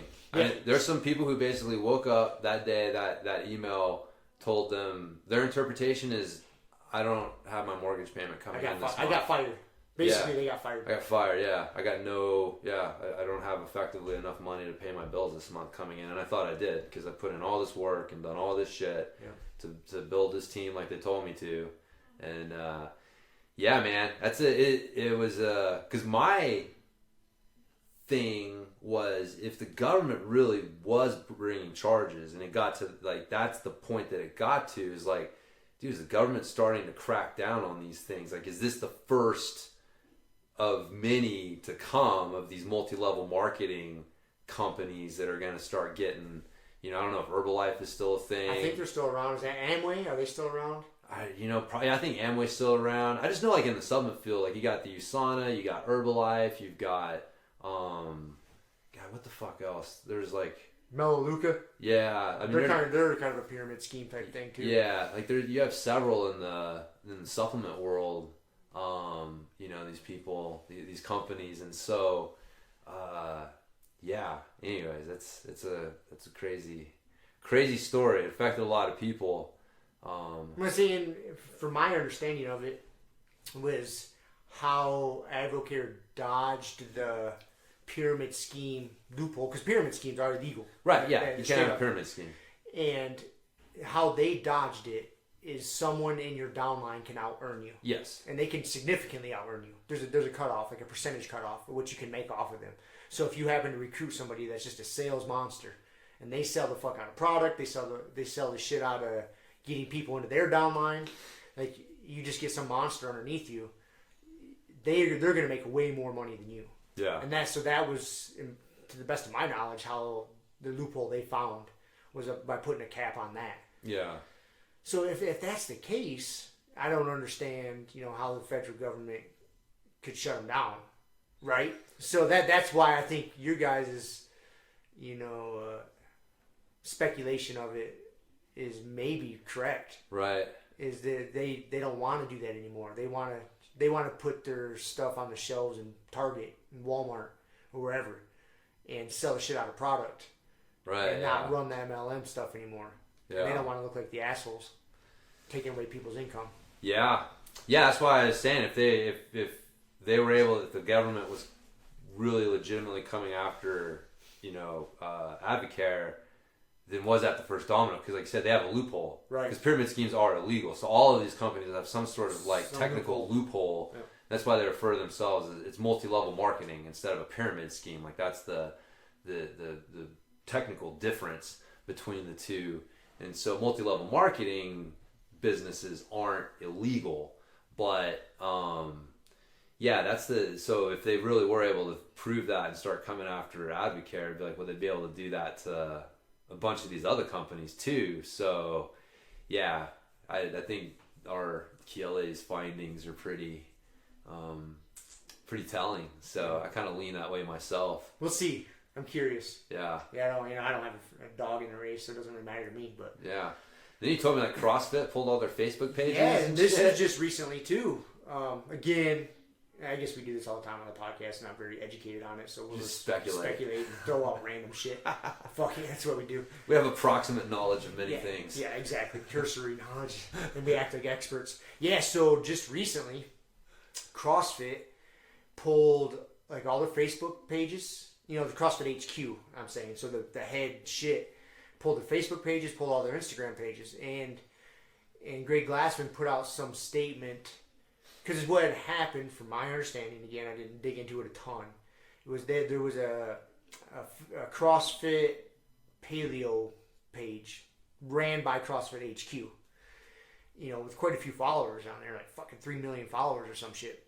And that page was more dedicated to the nutrition side of it, right? Facebook yanked their page for some reason or another, because Facebook will do that sometimes. They don't like the content that's going on there.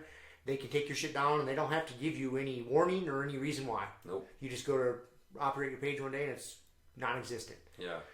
They did that to that page, and so Greg Glassman's like, well, fuck you then, and they took all their pages off of Facebook and Instagram.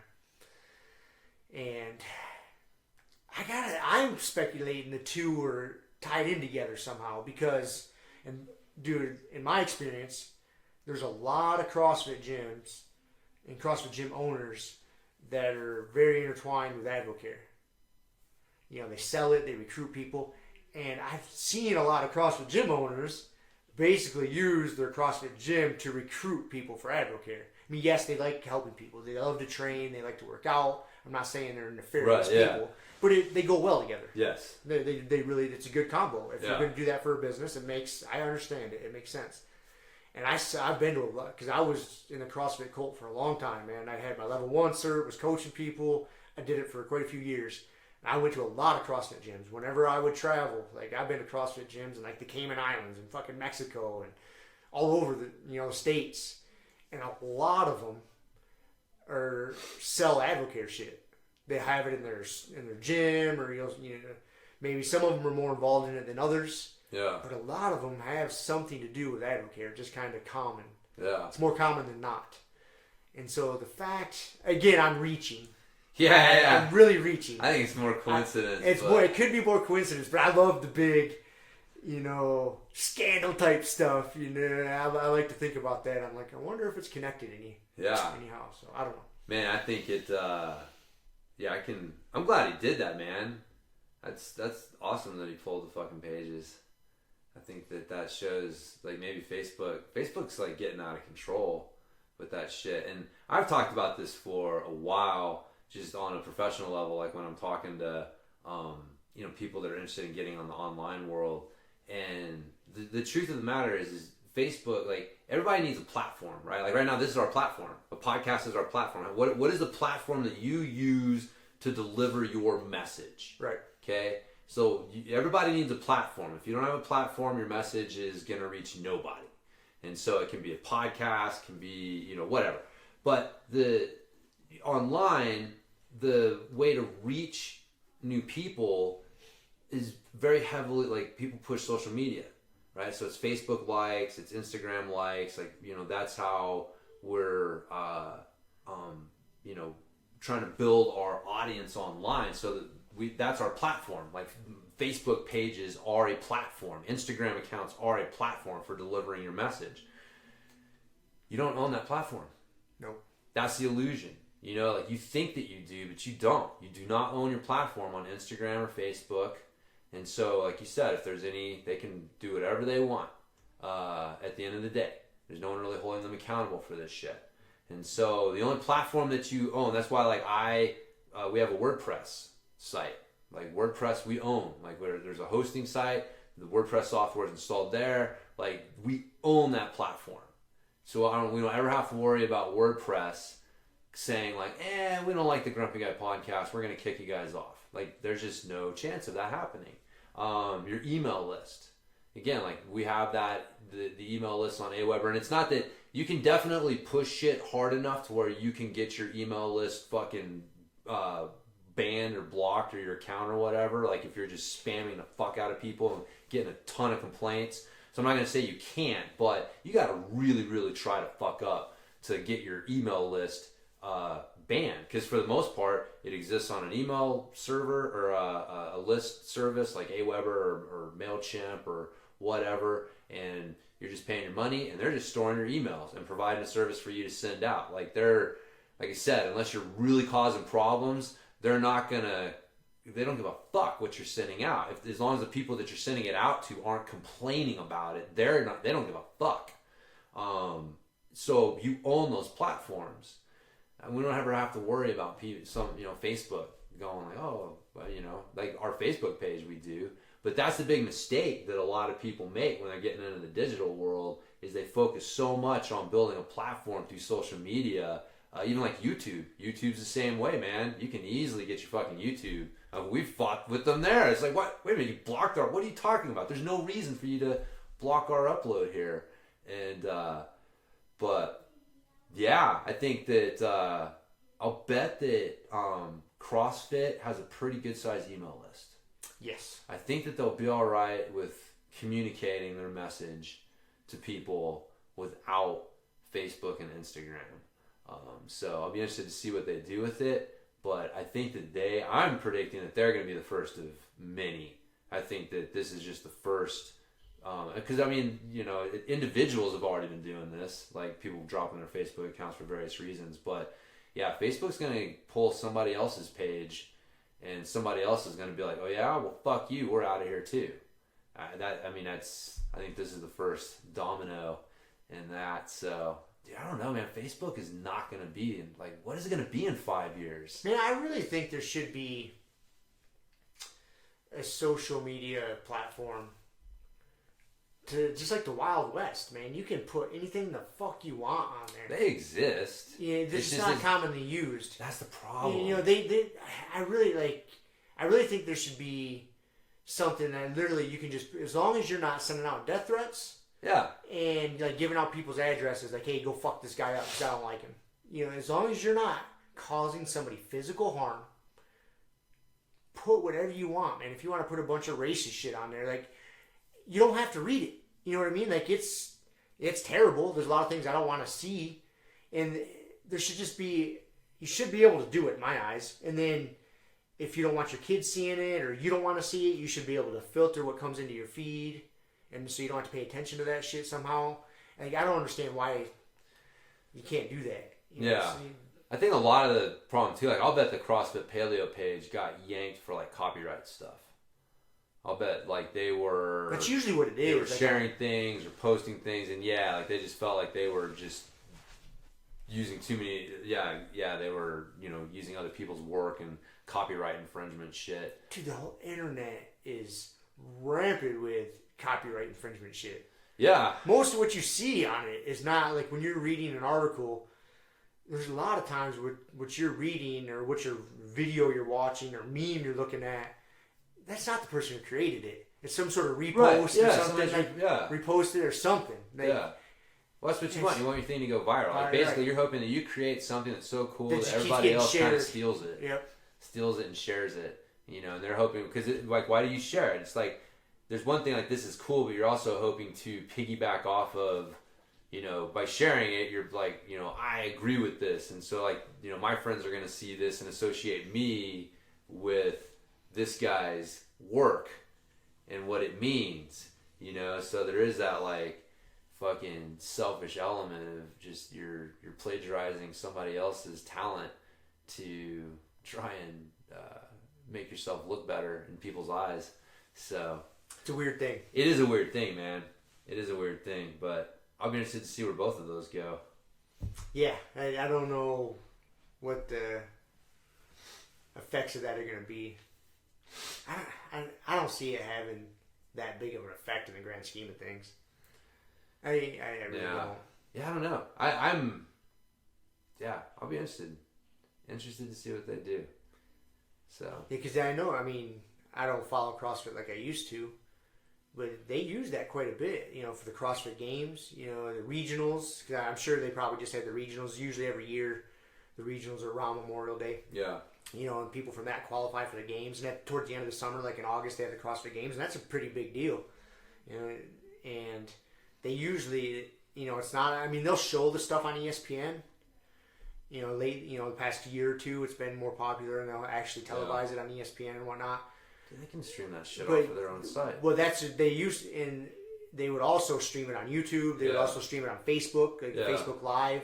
That's where you could go watch a lot of it. If you don't for someone like me who doesn't have cable, you can still see it all. So, but I mean, they still got YouTube, I guess. They can just do it off your own site. Do it off their own site. Yeah.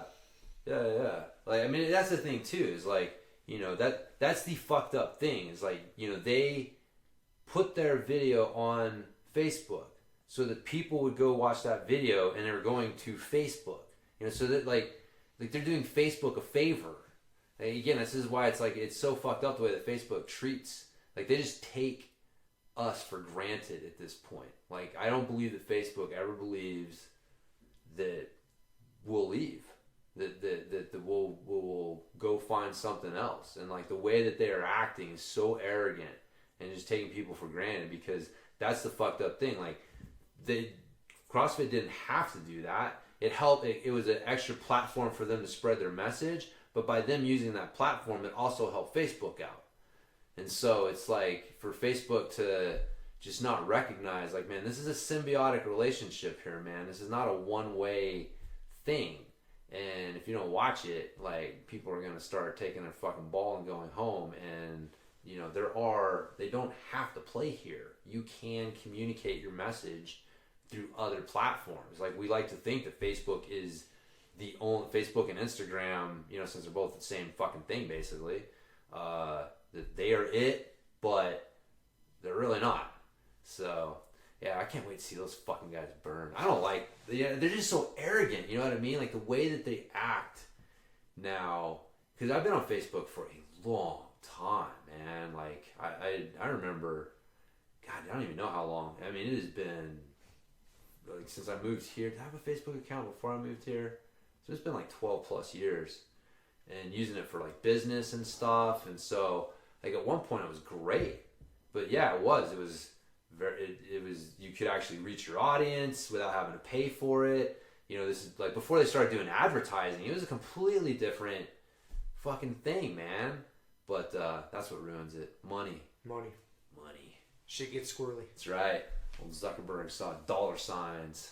So that is what it is, because he's got to keep advertisers happy. Mm-hmm. So he has to regulate what's happening on his platform now in order to keep advertising dollars coming in, and keep the advertisers happy. But to do that, he's kind of fucking over the people who use the platform and like make it worth advertising on in the first place. Like, that's the irony of it. So, like, how a lot of CrossFitters aren't going to use Facebook as much now, so that's not going to be a great marketing platform to try to target CrossFitters, right? Like, so they kind of fuck themselves a little bit when they do stuff like that. So, anyways, because yeah, dude, I mean, there you go. So, yeah, short shorts and high socks, man. They make for good memes. They do. Short shorts and high socks. Yeah, how'd that start? That was definitely a CrossFit thing. Yes. That outfit did not exist. Did not. Before the CrossFit thing. No, the booty shorts and the compression socks. And it was the booty shorts because they just like to wear less clothes, and it was convenient. Clothes didn't get in the way. It's easy for squatting. Easy for squatting, I guess. Easier for squatting. And then the long socks because of repetitive deadlifts or cleans, barbell scraping your leg. It saves a little bit of skin, or rope climbs. Mm-hmm. Those things definitely eat the skin off your shins. Yes. So people started wearing long socks. It became a look. Then it just became the look. It's a virtue signal. It is the look. It's how serious I am. Do I have the look? The look. Yep. We've all got our virtue signals. We all do. That's definitely one. We all do. That's one I can get behind though. So. Yeah, I won't disagree with that one. No. It's an alright one. Yeah. Well, for most. For most. Well, yes. Not even for most. That's probably not the right word either. For some, it's a good look. For a select few. For a select few. Yes. Some use that look that should not be using that look. I always remember, man, when CrossFit was first getting popular and they did like some article on T Nation on it, and there was a line out of it, like their conclusion was that CrossFit made chicks hotter and dudes weaker. How do they make dudes weaker? Well, because if you take someone who can like a bodybuilder, right? Mm-hmm. So like, and you're just going to the gym and you just fucking lift weights. Like that was always the CrossFit thing, right? You may be able to deadlift 400 pounds now, and after doing CrossFit, you may only deadlift 300, but you're going to be able to, jump higher, do these other things. Okay. Right? So you spreading your training out over these other modalities. Remember, this is back in like the late 90s, early 2000s when bodybuilding and that shit was still super. It still is super popular. Like that's the thing we forget. Like, we don't run in those circles, man. But there's enough fucking NO2 explode out there that tells me that fucking people are still trying to get pumped up. But yeah, man, the fucking but if you take someone who's been doing bodybuilding and just kind of focusing on lifting, trying to get a big bench press and a big squat and big deadlift and stuff, and then you get him doing CrossFit, he's gonna shrink down a little bit and get a little weaker. He gets more functional, but from that standpoint, he gets smaller and weaker. But man, you take a girl who's been doing the goddamn machine circuits and Zumba classes and hitting the pink dumbbells, and you give her some deadlifts and Olympic lifts and get her doing some chin-ups, and it's like, damn, they look way hotter. I think that is the biggest benefit to society that CrossFit has gifted us, is the fact that they made muscular women pretty, like, acceptable. Yeah. I always thought so. I always really dug, a fit, athletic girl. Right. But it was kind of an outlier thing. Like, you were kind of weird for liking that. But now that's, like, way more normal. Right, yeah. That is probably the best gift I think, to society that CrossFit did. That, and it's people saw, like, you're not going to become a bodybuilder. Right. Because that was always, because again, man, at one point, weightlifting was associated with bodybuilding. Right. You looked at female bodybuilders, and they were goddamn just, like, I don't know, some of them were pretty good. Like, Corey Everson was pretty hot. Some of them, yeah, you go too far. Yeah, like, back in the 80s and the 90s, it wasn't until, like, the late 90s, early 2000s where the women's bodybuilders really just started getting just freaky. But still, man, you got like super muscular chicks and they're doing steroids and shit, right? But again, we're denying it. This is in the era where, oh no, they're all natural. It's the Weider Principles and Mega Mass 2000. And but it was hard to explain to girls. Like, no, you're not going to blow up and look like that chick. That's not what weightlifting is going to make you do. It's so hard to look like that. Yeah, and now we can at least point to CrossFit and be like, that is what weightlifting is going to do. And most chicks look at, a good CrossFit chick and are like, wow, that looks pretty good. I'd rather look like that than this. Right. So I think that you're absolutely right. Like it's made a muscular. I think muscular chicks like that have always been acceptable. It's just society didn't always associate weightlifting with that type of muscularity. It associated with the hypermuscularity of bodybuilding. Right. And now that it's a little more understands, like, oh, this is what's going to happen. So, but dude, we've always liked fucking. I've always liked hot chicks, man. But and I remember having to have that argument with people that, women, like, oh, I don't want to lift weights because I don't want to get big and bulky. I know.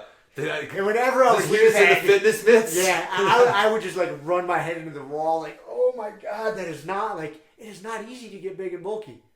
No, it's not. It's not. And like I said, those girls are the girls that are doing steroids for the most part. Dude, a lot of the CrossFit chicks are doing steroids too. Oh fuck yeah, they are. So I mean, even that look is a little enhanced. I've definitely seen a little. There are some of those girls. They still look good. I wouldn't say they're pushing the boundaries, but they're definitely getting. They're packing a good amount of meat on their frame. Maybe a little bit more than you would kind of get from just good old training and nutrition. It depends. Some of them just might have the. Some got really good genetics. Yeah, man. some of them might have. That's what I was gonna say. Some of them might have the genetic propensity to look like that. You still need the genetics to look like that. You know what I mean? Right. Like that's the thing. You can take a boatload of fucking drugs, and it's not gonna make you look like that. It's not gonna make you perform like that. And so it's but yeah, the chicks getting big and bulky is definitely a pain in the ass fitness myth. It is. So on that we'll get started on our myths from there because I didn't even write that one down. That wasn't even one I forgot. So did I. And so there was two myths that, looking back, are so ridiculous, it's comical. But that was the case, and this is back in the days before the internet. One was that bodybuilders didn't take steroids. Yeah. They were clean.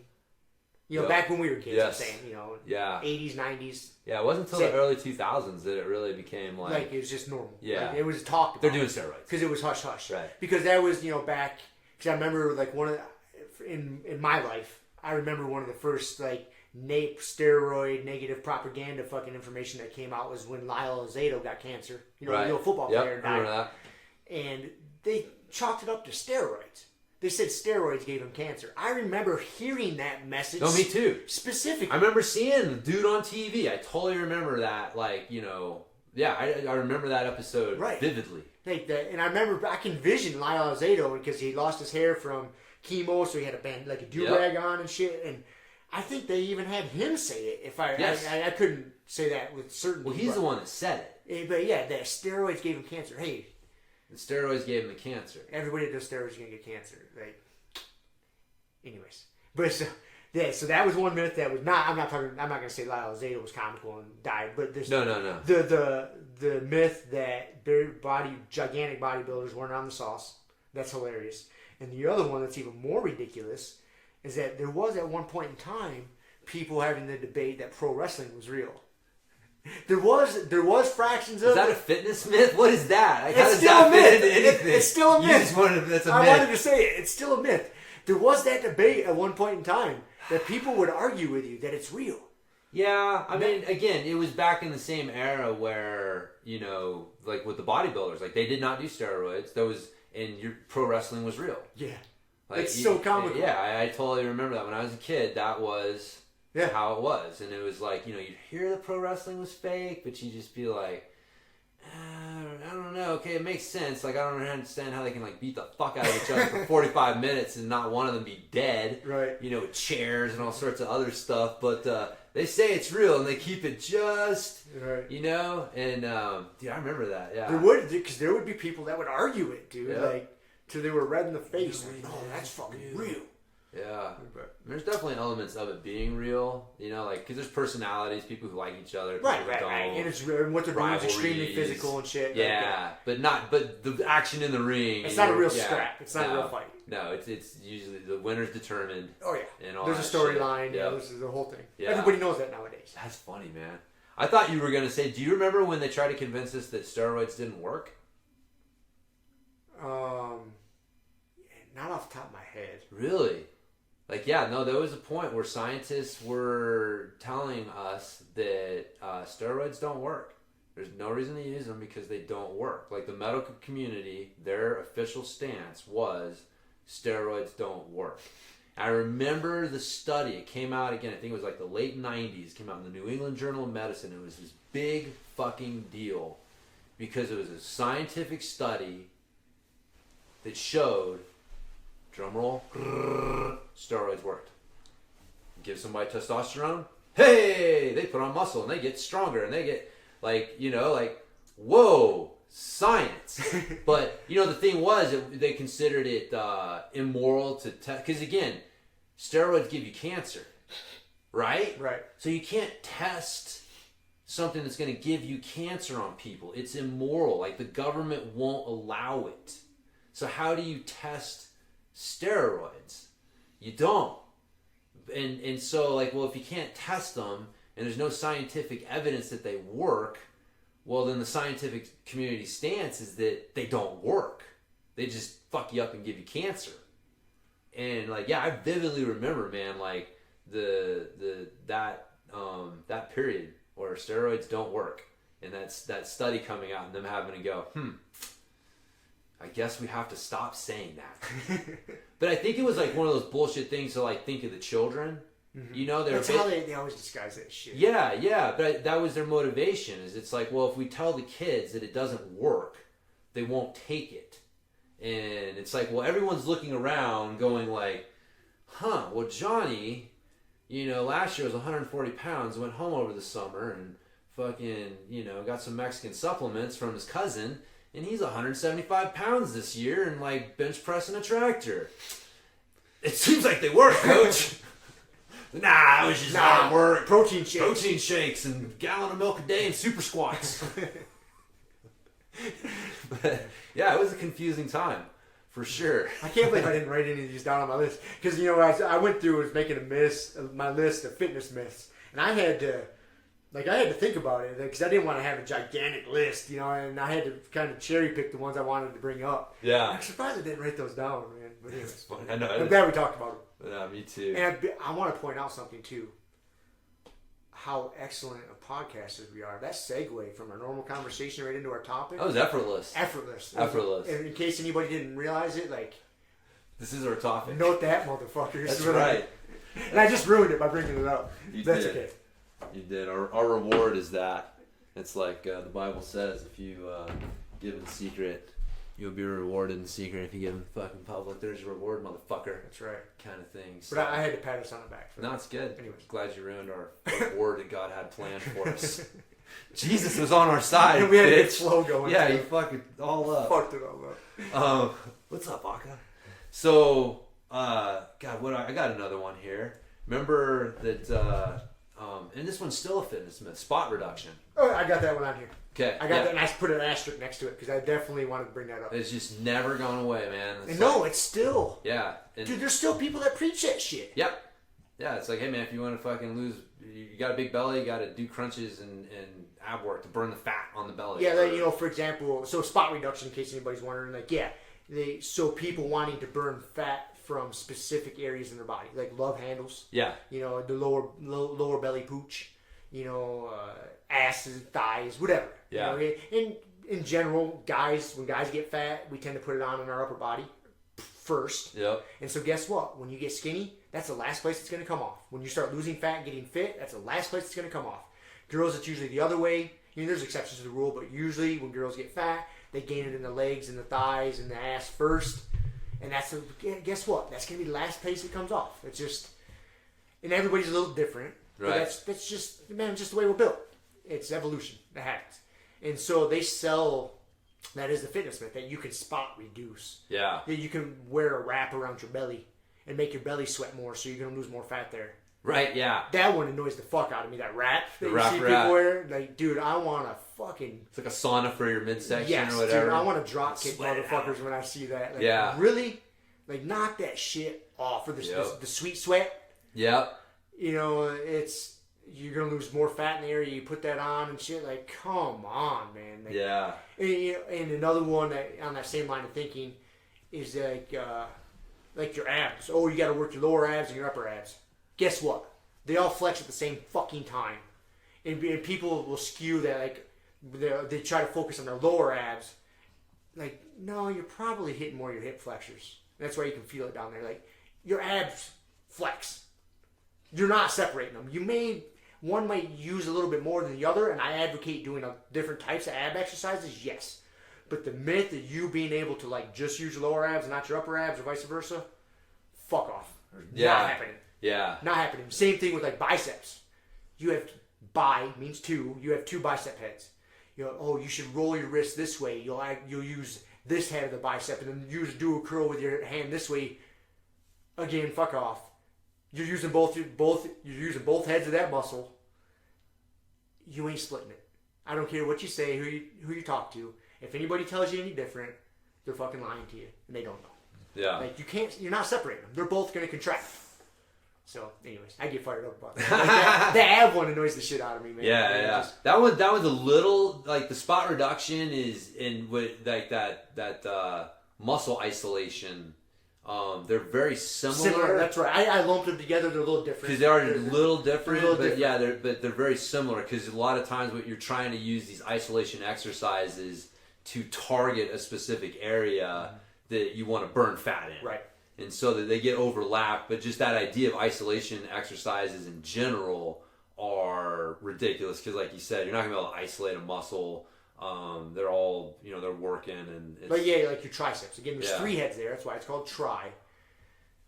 You can rotate your hand whatever direction you want. If you're doing your skull crushers, guess what? You're still using all 3 heads of the fucking tricep. Yeah. And anyways, it just, I lumped them together. They are separate. I'd argue that you could probably change emphasis a little bit. You can change emphasis. I won't argue that. Yeah, but you're not isolating. You're not isolating. Like that's where I think where the guru speak, the bro gym bro talk, right? Because they're like, yeah, man, you can isolate this, and it's like, no, you're not really isolating it. Now, you may be emphasizing it a little bit more, but Correct. Everything else is still working. Correct. It's kind of like with cardio. We talk about anaerobic and aerobic, or like ATP, CP, glycolytic, and we talk about like sprinting is ATP, CP, and running a marathon is aerobic. But it's like, no, you're using all of your systems all of the time. It's just what is being emphasized, kind of a thing. So I think that bodybuilders, like, there is a science and an art, correct, to that, and that there are people that have the genetics and the juice and all that stuff. Like, I mean, you've seen it. Like, people have fucking made changes to specific areas of their body. Like, Dorian Yates took his back to a fucking level, like, and so, but anyway, so I think that the isolation thing, but like I said, most times it's being used for like spot reduction. Correct. Which is where I'm talking from general. We're talking from Gen Pop. Yeah. Civilians. Yep. We're not talking on the extremes. No. On this. Yeah. And I kind of lumped them together. I apologize for that. Yeah, you should be, motherfucker. I get fired up because the spot reduction thing is absurd. Yeah. Like, you can't. I hate to tell you, but you can't pick where your body loses fat first. No. I mean, what you're gonna see is again, like, if you got jiggly triceps and you start fucking doing some, again, you're doing tricep kickbacks because you're gonna get the burn and you're isolating the triceps and you're trying to like burn that area, right? Well, hopefully you're also doing some other shit that's actually working the triceps harder, right, like some presses and some things like that. Well, guess what? You start getting some muscle tone there, and it's not as jiggly. Well, so it doesn't look as fat. But it doesn't mean that you've you burn fat from that area from doing those tricep kickbacks. Correct. Because again, like, you build muscle. Yes, yeah. There's these weird things that happen. Like, you can do some isolation exercises that will create some local tension, just tone in the muscle. Correct. That will that people take as, oh, look, I'm burning fat here. It's like, that's not how it works. It's not what's going on. And that's a good point you bring up. Because there is such thing as isolation exercises, like a bicep curl, a tricep extension, and when we say isolation, we mean difference between that and a compound movement, right? Right. Yeah. So, like, an easy example is a good bicep exercise if you want trying to build big biceps is a bicep curl, but that's an isolation. A good compound movement for that, guess what, is a pull up. Right. Pull up, chin up. Pull up, chin up. Chin up, yep. Especially a chin up. Yeah. That's going to be more bicep focused than back. Yep. But it's a compound movement. And you're more than likely, you're going to build bigger biceps doing a compound movement than you are than isolation. Right. But even the isolation is funny because try to do a bicep curl and don't contract your abs. Correct. Correct. And if anybody wants to debate, like, go look at a gymnast. Go look at a male gymnast. Yeah. Those motherfuckers got some arms on them. Arms and shoulders. Dude, what do they do? A lot of isometrics. Yeah. Isometric holds. Oh! All right. Look at how jacked those fucking male gymnasts are. Yeah. Everybody wants to You think those motherfuckers are doing bicep curls? No. Very rarely. No. They're climbing the rope. Rope climbs, rings, static holds. Pull-ups and, the parallel bars and shit. Like, hangs. Yeah. So. That's a good point. I didn't even really put the isometrics as the secret to the gymnast's fucking muscular look, man. So, yeah, they do a lot of dynamic isometric too stuff. They're on the mat, so they're having to stabilize on their arm, and they're moving around it, the pommel horse stuff. So, yeah, because their arms are isometric. I mean, they're not moving their elbows. So, Anyways, it's a busy house there today. You got shit going on at the Wilson house. I do, man. I think my daughter's home. Oh, she's bringing guests. It's volleyball camp this week, so we're right around the corner from the house. So, of course, when it's lunchtime, the girls come over here. Yep, exactly. Yeah, man. All right, so spot reduction and isolation, kind of related. Yeah, I went off on a tangent there. No, The more better myth, the spot reduction, it's bullshit. Yeah. Don't buy into it. Don't waste your money on the fucking wraps around your midsection. You see people driving around town with the advertisement on their back window because a lot of that shit too is like a multi-level marketing scheme. You get those. I forget. I think there's one brand called like the Wrap. Yes. And you see people, they'll be like distributors, and they drive around with stickers on their back window and like, oh, it works. No, it doesn't.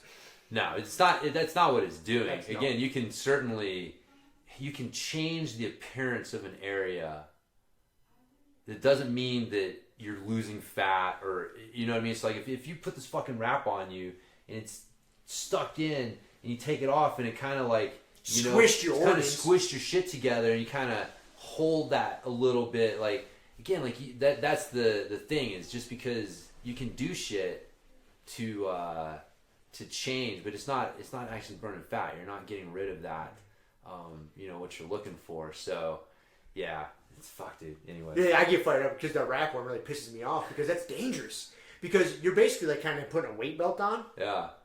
And so if you wear that motherfucker around all day when you're doing your daily activities, I don't know how often they tell you to wear it or how long. But so then now you're not using as much of your core muscles, your stabilizer muscles, your abs, your obliques, your muscles around your spine that you should be using.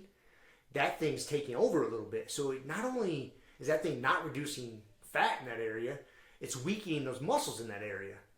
So take that wrap off and burn it if you wasted your money on it, and don't fucking talk to me about it. Jesus, man. This shit pisses me off. I know, it's apparently. Stupid. It's so stupid, dude. I get it. It's so dumb. That's funny, man. It's so dumb. Yeah. I get really angry. It is dumb. You've definitely had some time to think about it. That's the reason being is I work with a guy that his wife must sell it or something. Oh, okay. And every vehicle, he's got a couple vehicles. His pickup truck and any vehicle I've ever seen him drive, they got the fucking stickers on the back of it. So I see it regularly. Is he pretty thin? No. Okay. So it works. Yeah, it works. It's a good walking advertisement. Works great for him. Yeah. That's the best, man. That's the best. Fat people trying to sell a way to make you thin. Yes. That's my favorite. Anyways. Fuck, I got another one here. Dude, how about heavyweights to bulk, lightweights to cut? Yep. That's a good myth. Did you write that one down? You got one? Similar. Wasn't the exact same one. I wrote the one that ties into that was you have to do a lot of cardio and lightweight, high reps to burn fat. Yeah. What's up, Shiloh? Similar. Bye. Hi. Bye. Hi, bye. Bye. Yeah, it's kind of similar along the same lines. Yeah. Is that you don't have to do cardio and light weights, high reps to burn fat. No. I mean that's not the way to burn fat. Yeah. So it's kind of tying in. Like heavyweights are not gonna bulk you up, and if you're trying to burn fat and get cut up, you're not trying to do 25, 30, 40, 50 reps. And again, do 100 reps of something for fun every once in a while, right? Like, yeah, it'll shock your body, but it's not a way to burn fat. Correct. And lift some heavy weights. I guess I know for me, dealing with mountain bikers and women, they both have a fear of putting on weight and getting bulky. And so again, it's one of those things like lifting heavy weights is not going to bulk you up. Like, do not be afraid to do something that challenges you in like 3 to 5 reps. Right. Don't just get stuck in this 10, 20 plus rep range all the time. And the irony is, which is hilarious, is we both know that if you want to train, you want to get strong and not put on weight, you do heavy weights and low reps. If you want to put on weight, how do bodybuilders train?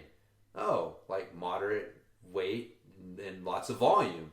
So like you're basically following a bodybuilder program in a quest to not put on weight. Put on weight. Yes. Oh. It's insane when people think about that. When you think about that, but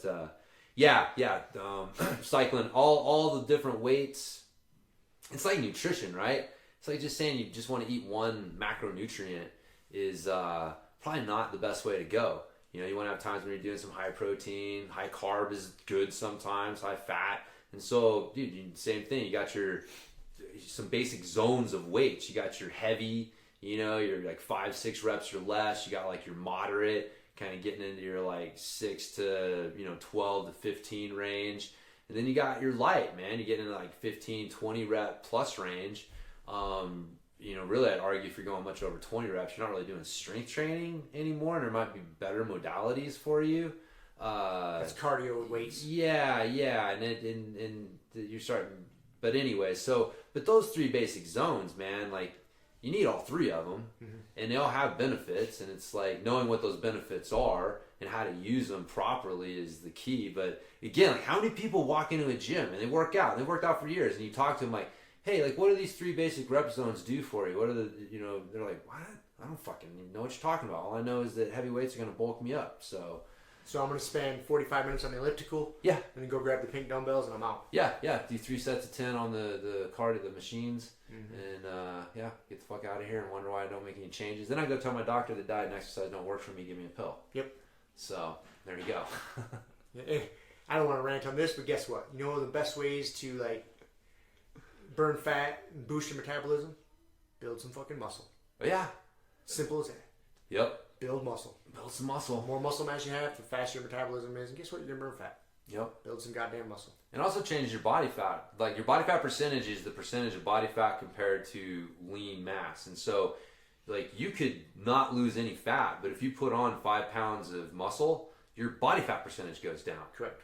So again, like this idea, like, you don't, there's so many different ways to get there, and burning fat's definitely a part of it, but you don't get there with wraps and high reps.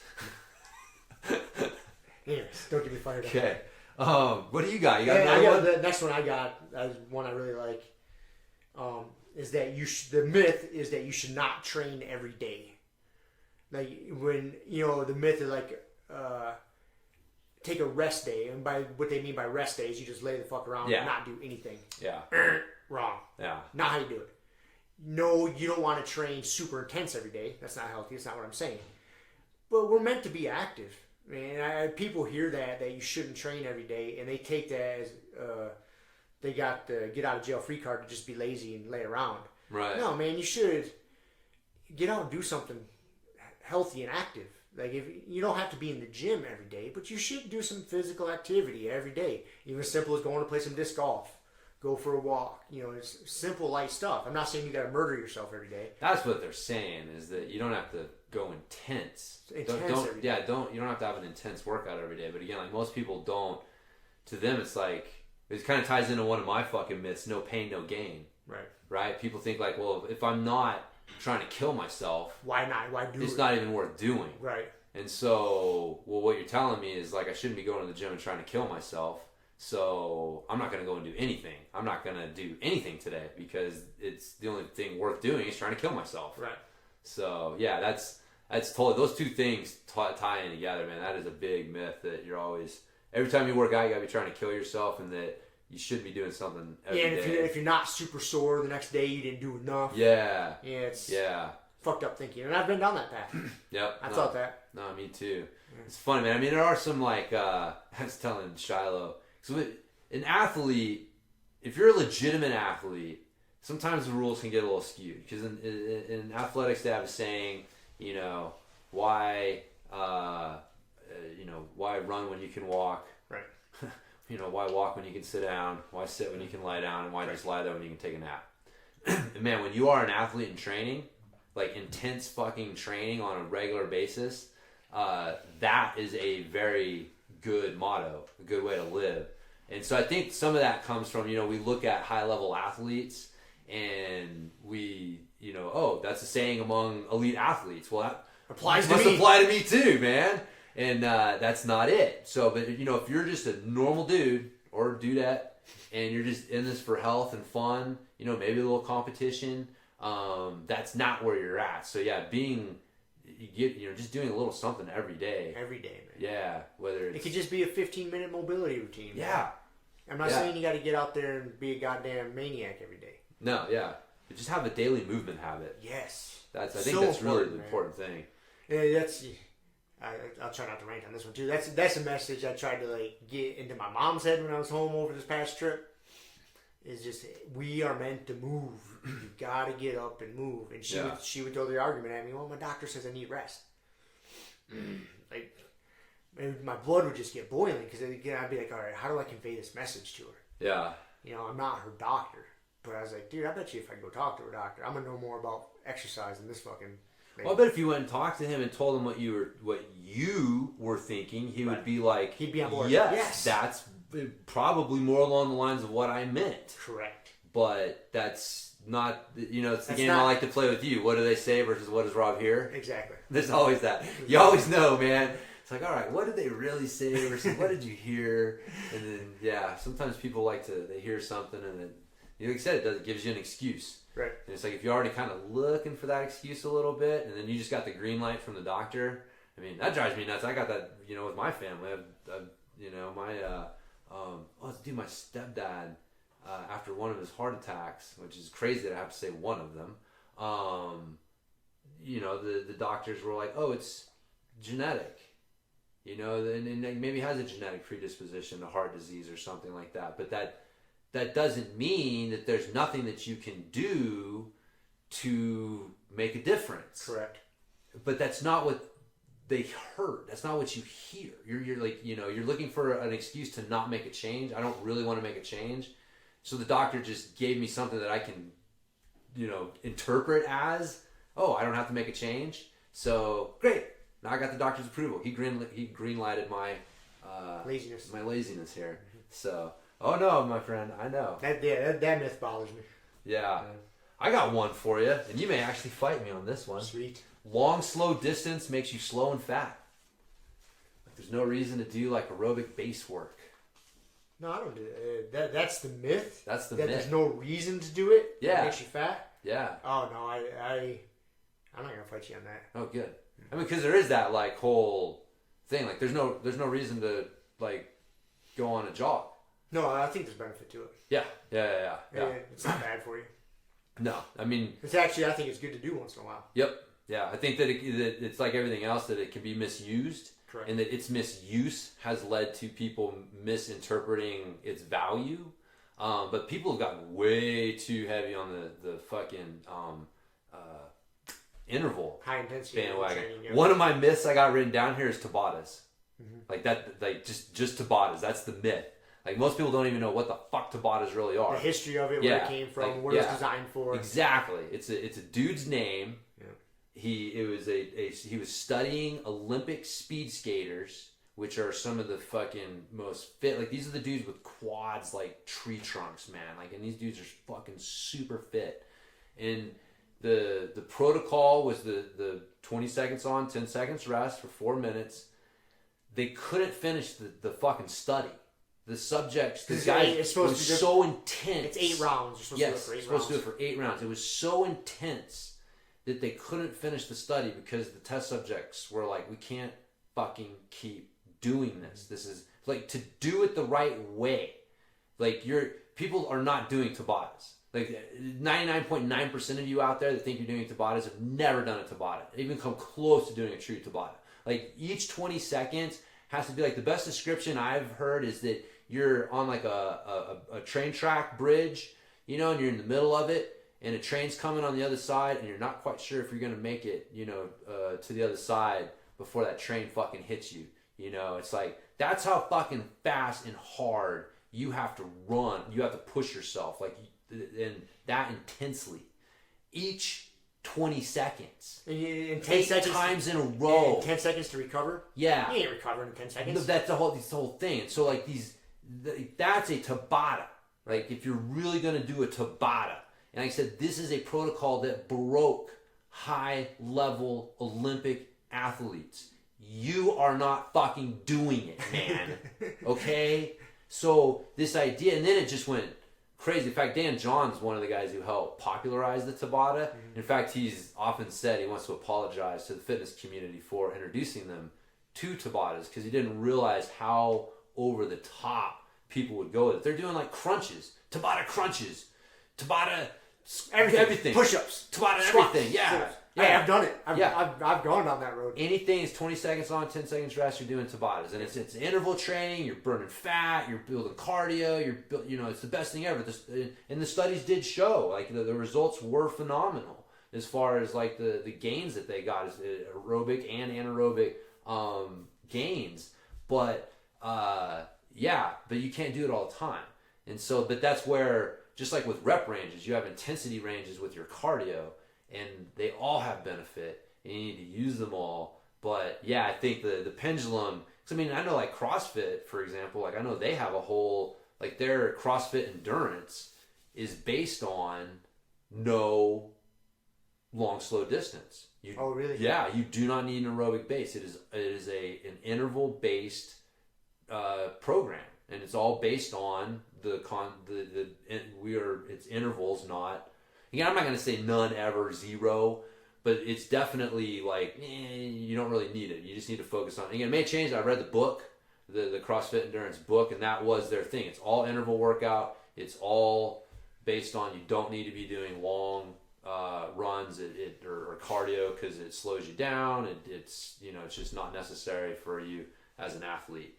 So no, there's definitely that contingent out there that will tell you that going on.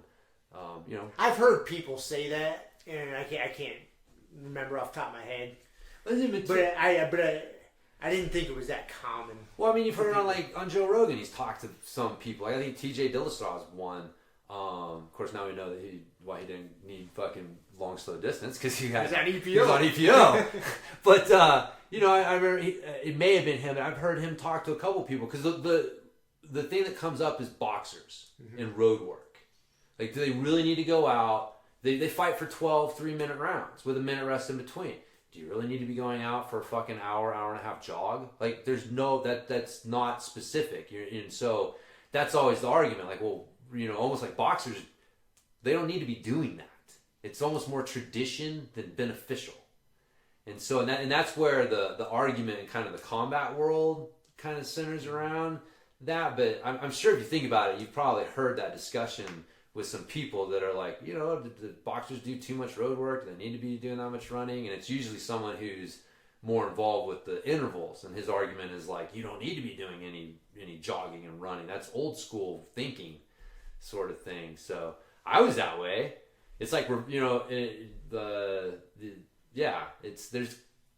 it definitely has merit, but it gets taken too far with people. So as with most things. Yeah. I mean, there's definitely something to it. Again, if you're training an athlete, there's a thing like reverse periodization, right? Like if you want to run a 4-minute mile, you can start with running a bunch of 5-minute miles and work your way down to a 4-minute mile. Or you can start with running 4-minute quarter miles with a long rest and then shorten that rest so that eventually you're running those 4 quarter miles without any rest, which is basically a 4-minute mile. So, there's 2 different ways to come at that problem from like the track and field world. So again, I think like maybe some of this influence or, that might have influenced some of that thought, but anyways, there you go. That's a good one. Yeah. Next one I got is that you shouldn't squat past 90. Squats are bad for your knees. Squats are bad for your knees. Yes, I got that on my list. That's bullshit. And I still hear that nowadays. That, there's no reason to ever squat past 90. Yeah. It's bad for your knees. Incorrect. Yeah. This is why I think that myth got put out there. Is so you take somebody that's only squats to 90, lifting a bunch of heavy weight, only going to 90 or just below, because that's the rules of powerlifting. Okay. And then they hear from somebody they know and respect that, I should be going ass to grass. So they immediately start going ass to grass, and they don't have the mobility for it. From their feet on up, from their feet, ankles, calves, they don't have nowhere near the mobility for it. So the mechanics are fucking terrible. So then it does put undue stress on your joints. Right. And they want to go heavy with it. Okay, I can squat 200 pounds to 90. I'm going ass to grass. I'm going to keep doing 200 pounds. I have trouble with that. So, let's get lifting shoes.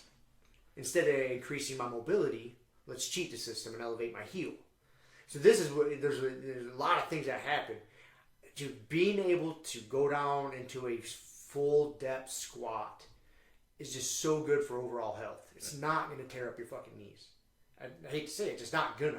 Yeah. And if you're trying to go super heavy, yes, but we've talked about that before.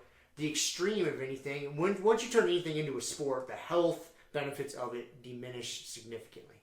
If we're just talking from a health standpoint, man, the pursuit of being able to get into a full depth squat is so good for your overall health and your mobility.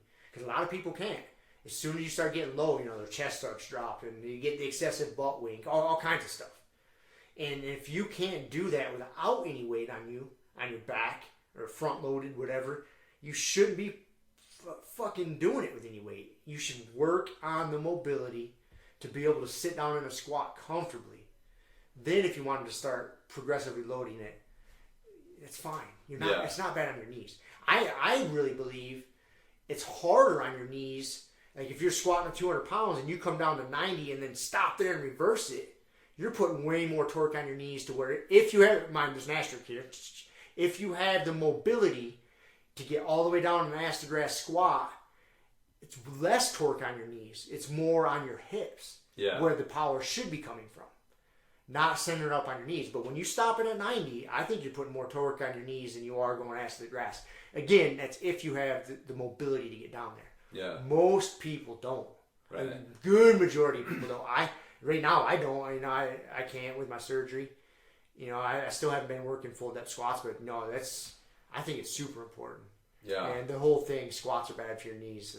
That one agitates me. Yeah. And I still hear people preach that, man. It's just part of the zeitgeist in the fitness community. Yeah. Actually, again, I don't know why I remember all this shit. There was a study done. That's where it started. There was a study done that said the squats were bad for your knees. And that was, so I forget when it was. This is decades ago. But what it was, when you investigated it, it's like a lot of other things where the study was pretty suspect. The guy that conducted it was going into it to prove that going past 90 was bad for your knees, and his methods were like suspect at best. But it got published, it got picked up, people who didn't know any better start running with it, and now squats are bad for your knees, going past 90 is bad for your knees. And so I remember that that study being more popularly or more well known, that was the reason where that got started. And so, and I agree, I think too that, like you're saying, a lot of it gets reinforced because you do start dealing with people that don't have mobility. Just even the general public, man, you're talking about high level guys trying to go ass to grass. I think there's way more 40-year-old overweight ladies who can't fucking squat, period. And you got personal trainers who really don't know how to help them squat better. Right? And so, well, then what's the easiest thing to do? Well, squats are bad. We're not going to squat. Right? And so you just get these stupid rules of thumb that they throw out there because you've got a population that can't do something, and you've got people working with them who really don't know what the fuck they're doing and can't really help them do better. So, and then you got this, the fucking study that got stuck in everybody's head and all that shit. But no, man, I totally agree, dude. Squats are super important. I struggle, I don't think that squatting is like a grind movement pattern. If you have to, when are you gonna have something on your back that you're squatting is a kind of an unnatural movement, really. Barbell squat. Yeah, even a front squat, right? When are you? Why would you do that in the real world? In the real world, if someone didn't tell you that you have to move that way, what is a front squat simulating, right? If it's I don't know, right? And so if you have to pick up something heavy off the ground, you use a hinge. Mm-hmm. If you're jumping, you'll use your squat, like a vertical jump, right? So squatting is more of a mobility pattern. It's your ability to get low while keeping your eyes on the horizon. Mm-hmm. And then being able to move in that low squat is, again, your ability to be mobile in a low position while keeping your eyes on the horizon. If you can't squat properly, you get low, your eyes get off the horizon. And there was a point in time when that was a very bad idea. You needed to keep your eyes up. If there was a predator, enemy, something out there, staring at the ground every time you tried to fucking bend over was not the thing to do. So I don't think that squatting, weighted squats I think doing body weight squats are great. I think that doing I don't think loading your squat is a bad idea necessarily, but I think that it's an unnatural grind movement. Now, on that note, yeah, I agree with you. Yeah, loading the squat is not a bad idea. I think it's a good idea. With the asterisk, if you have the mobility to do it. Yes. Yeah, you should be able to start with the body weight. That's big. You don't need to ever load a squat. I'm convinced you don't ever need to load a squat. You need to be able to squat comfortably. Right. But you don't ever need to load your squat. Most people have no business loading that squat. Most people need to spend so much time on the mobility to get there. There's so many other things, like if you're going to be, really your like stagger stance. Because again, I always think like, okay, what's the closest thing I can think of, right? Okay, of squatting. And it's like, okay, well, what if like a door was 3/4 of the way up and I had to, push it the rest of the way up, right? And if you think about it, like, if I'm going to get underneath that door, I'm not getting underneath it like this. I'm getting underneath it like this in a stagger stance. Stagger stance, the unilateral. Yes, the more unilateral stagger stance. And that's how I'm going to fucking create more of my grind pattern from a squat. So that's why stagger stance to me is the pattern that you load. And what's hilarious is you take someone who struggles with their regular body weight squat, and you would never think of I wouldn't think of loading them. We wouldn't think of loading them. And they can't do it. And then you tell them, get them in a stagger stance, and you have them do it. Watch their fucking squat look not too shabby, man. I think that stagger stance is a really, not split stance. I think people, they don't use enough stagger stance. Stagger stance is like where you step just far enough back. I refer to it as single leg with a kickstand. You have almost all of your weight on the front leg. You got maybe 10% on your back foot that step just far enough back versus a split squat where you step far enough back to where you almost have a 50-50. There's almost as much weight on that back foot as there is on the front foot. That's a different thing. But the split squat is a really super underutilized exercise that I think that, people could benefit better from. But anyways, that's really off the beaten track with the squat. That annoys me almost as much as the fucking body wrap and the spot reducing. Yeah. Is the squatting's bad for your knees. Yeah, it's not bad for your knees. Nope.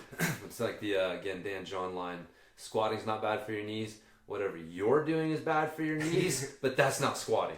So, again, it's like, no, squatting's not bad. If you squat properly, it's not bad for your knees. Whatever you're doing is hurting your knees. Because you don't have the correct mobility, and then you're putting a bunch of weight on it. Yes. And so it hurts your knees, and so then your doctor's like, well, you shouldn't squat anymore. Right. It's like, learn to squat. Learn to squat. See what happens. Yeah. That one annoys the shit out of me. That's funny. We both had that one on there, man. Yeah. What else you got? That's, that I just distilled it down. I'm good. About it? Yeah. I mean, we could go on for 8 I know, man. We got a fucking ton of them. I had, like, some nutrition ones, like a calorie is a calorie. Yeah. And, fat makes you fat, which still blows me away that you still hear that these days. We've come so far, but that's still like, oh, how much fat is in that? It's like, fuck, dude, how much sugar is in that Coke that you're drinking? And you're wondering about my fucking almond butter. It's like, it's still such a weird thing. And then we should bring up that, another one is that you should eat several small meals throughout the day. I wouldn't call that a myth. I would say that it got misused as a hard and fast rule. Right. And that's a lot of people don't understand where like a lot of this stuff comes from, or like the anabolic window. Yeah. That, and what I mean by that is like right after you get done working out, you got this anabolic window where you need to refeed your muscles. Not correct. You got to understand a lot of that shit came from supplement companies trying to sell you supplements. Yeah, give you a reason. Give you a reason, because if they get you to buy in to the fact that you should eat within 20 minutes or whatever they say, a half hour of your workout, the odds of you having a chicken breast and some rice ready to go right there is pretty rare. But we know what's way easier? A protein shake. Yeah. So now they just gave you a reason to buy an $80 jug of protein. Because you got to have it in that anabolic window. Yeah. That's where that shit comes from. Mm-hmm. And the small meals a day. I think there's two influences on that. Is one, that got taken from like the elite, like bodybuilders that are trying to eat 6,000 calories a day. Yeah. You know, if you're trying to eat 7,000 calories a day or more, some of these fucking animals are eating way more than that. Let's just say throw that number out there. That's a lot of calories. If you're trying to do that in 2 or 3 meals, those are huge meals. It's way easier to get those calories in if you're breaking them up in smaller portions. So that's where that comes from. So it's not exactly a myth, but it gets misconstrued. The other one is supplement companies love to push that also, because if you subscribe to that, oh, I need to eat several small meals throughout the day, and you're a normal fucking Joe with a job and a family, guess what? You don't have the time to prepare that many meals every day. So you know what's easier? Protein shakes, protein bars. So they like to perpetrate that out there. They throw that out there, and then everybody subscribes to it. Like, yeah. You know, I could go on. I think it stuck that because again, it's funny, man. I've been around. I remember when that shit came out. I remember exactly when it came out. The Zone bars. Yep. And it was the first time that we started insulin. Again, like this is all shit. Insulin, like keeping your insulin levels under control. There was a time when, what the fuck are you talking about? We had no idea what you're talking about. So when the Zone bars came out in like the late 90s, and again, this is when like the Atkins, it was kind of this shift where we were starting to see more fat. And well, why are we putting fat and stuff? Well, fat slows the absorption rate of the carbohydrates. Well, why do we want to slow the absorption rate of the carbohydrates? Because you don't want your insulin levels to spike. Well, why don't we want our insulin levels to spike? Well, because when your insulin levels drop, it makes you really hungry, and you're more likely to, eat bad, and it's just, and high insulin levels lead to fat gain. And so, again, all this shit. And so it's like, well, how do we manage our insulin levels? And so that was one of the rationales behind the 5 meals a day, was that if you're eating 5 meals a day, you're going to keep your blood sugar levels more stable throughout the day rather than eating a big meal, having the blood sugar spike, it comes down, you go eat another meal. Blood sugar spike comes down, you go eat another meal. And so that was like, and again, the bodybuilders do this too. Like this must be why they're doing it. And then, conveniently enough, hey, supplement companies have a bar to sell you too. So I think like there was all these fucking weird forces at work at that point that kind of kept feeding each other, and then it did become a hard and fast rule for everyone. Everyone needs to eat 5 to 6 small meals a day. If you're going more than 3 to 4 hours between meals, you're going catabolic, bro. Losing your muscle. You're losing your muscle mass, bro. Oh, yeah. You're losing your gains. Losing your gains. Don't want that. Don't want that. That was the other thing. It's like for the bodybuilders, you're staying anabolic, right? Like you don't want to let your body go catabolic, so you got to keep constantly pumping nutrients in. So, you had the story fit and the supplements fit, and it was just, yeah. So, but yeah, I totally remember that shit, man. The fucking Zone bars. I'm like, wait a minute, why do I want to eat fat? And like all this stuff. So it's funny. Supplement companies are good at doing that. Oh, they are. They know what sells. And if they figured out if they can get you to ritualize something, you're going to use their product more. If you look at it, they sell you pre-workout products, they sell you intra-workout products, they sell you post-workout products. Oh, yeah. And they get you to believe that's important. They cite some bullshit science, if it's even science or studies. Like, I got to have it right after I work out. Got to have it before I work out. Blah, blah, yeah. blah. And if you buy into it, guess what? You're going to buy more of their products. And yeah. Again, man, you look at those studies and you'll either see like, it's convenient that the supplement company themselves funded and conducted the fucking research. Mm-hmm.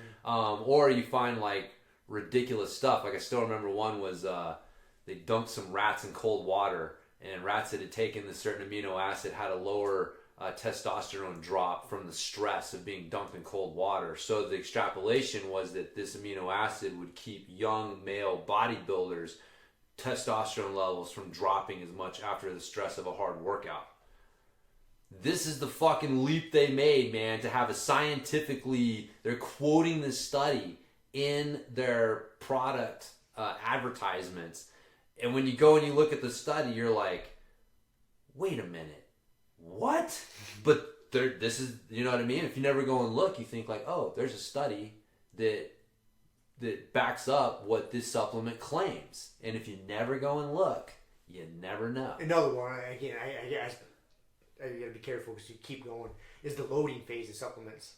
Oh, yeah. So supplement companies love to do this. They say you got to have the load. So when you first buy this creatine or whatever it is, you got to have this loading phase. You double the dose up for the first 10 days. And then after that, just go back down to, whatever, go back down to a single dose. No. They do that, so you use more of the product, so you got to buy more. Yeah. I mean, for the most part. For the most part, that's just what it is, man. Most supplements don't do much. I mean, Kratom does more than fucking creatine ever did for me. Yeah. I mean, noticeably, I mean, I'm sure creatine has had some health benefits and stuff, but like, I've never taken creatine and gone and been like, dude, I'm fucking. You have no idea whether you took it or not. Yeah, you have no idea. It could be, goddamn, who knows what it is. Maybe that's my problem. I keep taking not creatine. Not creatine. I mean, this whole time. Creatine. If I ever get the real stuff, man. It's baby powder. Or what's the other one, man? I know we can go on about this forever. Fucking remember the original Metrex? Yeah. And again, the rumor is, and supplement companies will do this, they'll put fucking some steroids in their first batch or two of the supplement to get the fucking buzz behind the gains, and then they stop putting it in there so that when it's getting tested, it's not in there, but that's what got the reputation, was the fucking little steroid that they popped in there. Yep. That was always the rumor with Metrex, I remember, was like, man, this stuff just does not work the same way the first couple batches of Metrex worked. Like, what is going on here? And anyway, so. All right, did you get any BJJ myths? I got 2. I got 4. And Okay. it's shit we've all talked about before. 1. Yep. Leg locks don't work. Yes, I got that one too. Hashtag leg lock. That's kind of tongue in cheek nowadays. It is. That's just kind of a joke, but I had to throw it on there. You got that one, you said? I did. The other one is the whole. We talked about this actually a couple episodes ago. The creonch. I got that one too. and back in the day, yes. Nowadays, it's kind of bullshit. Yeah, everybody likes to go to church. I mean, you still have people that subscribe to that. School owners, gym owners that don't like you going to train in other gyms. Yeah. I disagree with that, man. Go train. Yeah. It's a great community. Fucking go train. Yeah. There's nothing wrong with it, man. No, man. On the note with that, I saw a picture. Josh Hinger posted a picture of him with Keenan Cornelius. And Josh is with He's still at Atos. Atos, And they're together. And the caption says, creonch, and then ... Just kidding, friends forever. Yeah. And it's like, yeah, man, that's it, right there. The other one I got was the no drilling. Yeah. You don't need to drill. That one that's stupid. Drilling's super important. Yeah. Go to Olympic level wrestling room. Right. Watch one of their practices. And you tell me that shit doesn't work? Go watch how some Russian wrestlers train. Again, at the Olympic level. Highest level of grappling in the world. Watch how they practice. Yeah. Do you think they're just live wrestling all the time? No. No. Drilling works. Drilling works. If you do it properly. Again, there's asterisks, but again, it works. And then the last one, I didn't write it down, but it popped into my head when we were talking about at the beginning of this, was that there's not a lot of steroid use in jiu-jitsu. I don't know if anybody believes that myth or not. Man, I guess, yeah. Yeah. I hadn't thought about that. There is a lot. Yeah. And, at the highest levels of competition in Brazilian Jiu-Jitsu, there's a lot of fucking PEDs going on. Yep. I know it may ruffle your feathers. You don't want to hear it, but it's just facts. Like, the quote-unquote testosterone replacement therapy. Correct. I mean, yeah. I guarantee there's a lot of high-level jiu-jitsu guys that probably have really high testosterone levels. Yeah. Way higher than they naturally would. Yeah. So maybe that's the only one they're using. Every once in a while somebody gets popped. But they don't test that stringent. Some people don't think it's going on, but I think, in my opinion, I think it's rampant. Yeah. I think it's... Yeah, they just don't get tested. They just don't get tested. It's like often. The fucking CrossFit, man. It's like, you... Yeah, we should talk about that myth. Yeah, that CrossFitters are around. Yeah, right. CrossFitters are natural. Right. But no, man, anytime you start putting... Dude, you could put a goddamn wreath of olive leaves up for grabs. And people will... Like, there's motherfuckers out there that will look for an advantage. Correct. Like, as soon as you put... This is a competition and there's a prize. And you'd be surprised what people will do for fucking almost nothing. but much less money. And fame and all the things that come with being a champion, either at the CrossFit Games or, Jiu-Jitsu or whatever, man. We like to win. And it's like you can't. It's human nature. I don't fault people for it. No, I'm not saying it's good or bad or whatever. You make your own choices, but to pretend that's not happening. Just don't piss on my leg and tell me it's raining. Exactly. That's all I ask. To pretend it's not happening. Right. Yeah. Don't fool yourself. Yeah, that's funny. I hadn't really thought about that because it was when we brought this subject up, we both had the same thing. It was like fitness myths and jiu-jitsu myths, and we were like, dude, we can think of fitness myths all day long. All day. And they were like, God, jiu-jitsu myths. There's not a whole lot of myths in jiu-jitsu. And I think the thing is like, well, jiu-jitsu, the fucking proof's in the pudding, man. It either works or doesn't, man. You slap hands and your shit works or it doesn't. Yeah, you're not going to tell me, spot reduction helps your jiu-jitsu. Right. It's like, really? Okay, well, let's see. And I was like, no, that doesn't work. Didn't get you out of that armbar. Yeah. But those, I guess that'd be as far as myths go. And even those, like, are... kind of loose. Yeah, kind of loose. Like, I wouldn't say they're really strong myths as much as kind of like echoes of myths past. Yeah, that's why I love our fucking sport, man. It's just pure. It is. Yeah. It is. It's hard to bullshit your way through jiu-jitsu. You can't bullshit your way through it. That's why you see those, fake black belts get exposed. Like, what were you thinking, man? Did you? Anybody that thinks they can fake a black belt in jiu-jitsu and open a school, obviously has never done jiu-jitsu.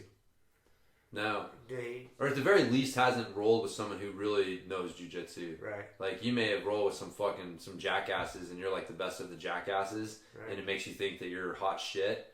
And like, oh, what's this black belt thing? But like, if you've ever rolled with a high level guy, like, dude, to think that you could fake your way through that is insane. It's just like the Elizabeth chick. What's her? Elizabeth Holmes. Elizabeth Holmes, yeah. Yeah, you gotta be a little fucking sociopathic, man. You do.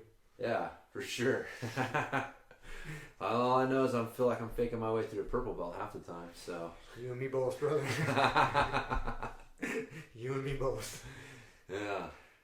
Well, that's all I got, man. That's all I got, too, man. We've been talking for like 2.5 hours. All right, well, that'll make up for our 50-minute episode last week. So. It was pretty, that's probably one of the shorter ones we've ever done. Yeah, for sure. I mean, we were tempting the Skype gods, so we had to get the fuck out of there. Yeah. So.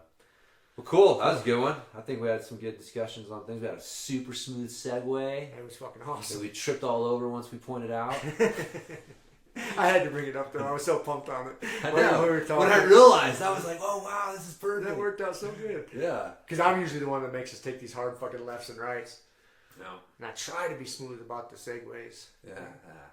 Nobody tunes in for smooth segues. I don't know what they tune in for. I think my wife just keeps tabs on us. I think that's what it is. That's what it is.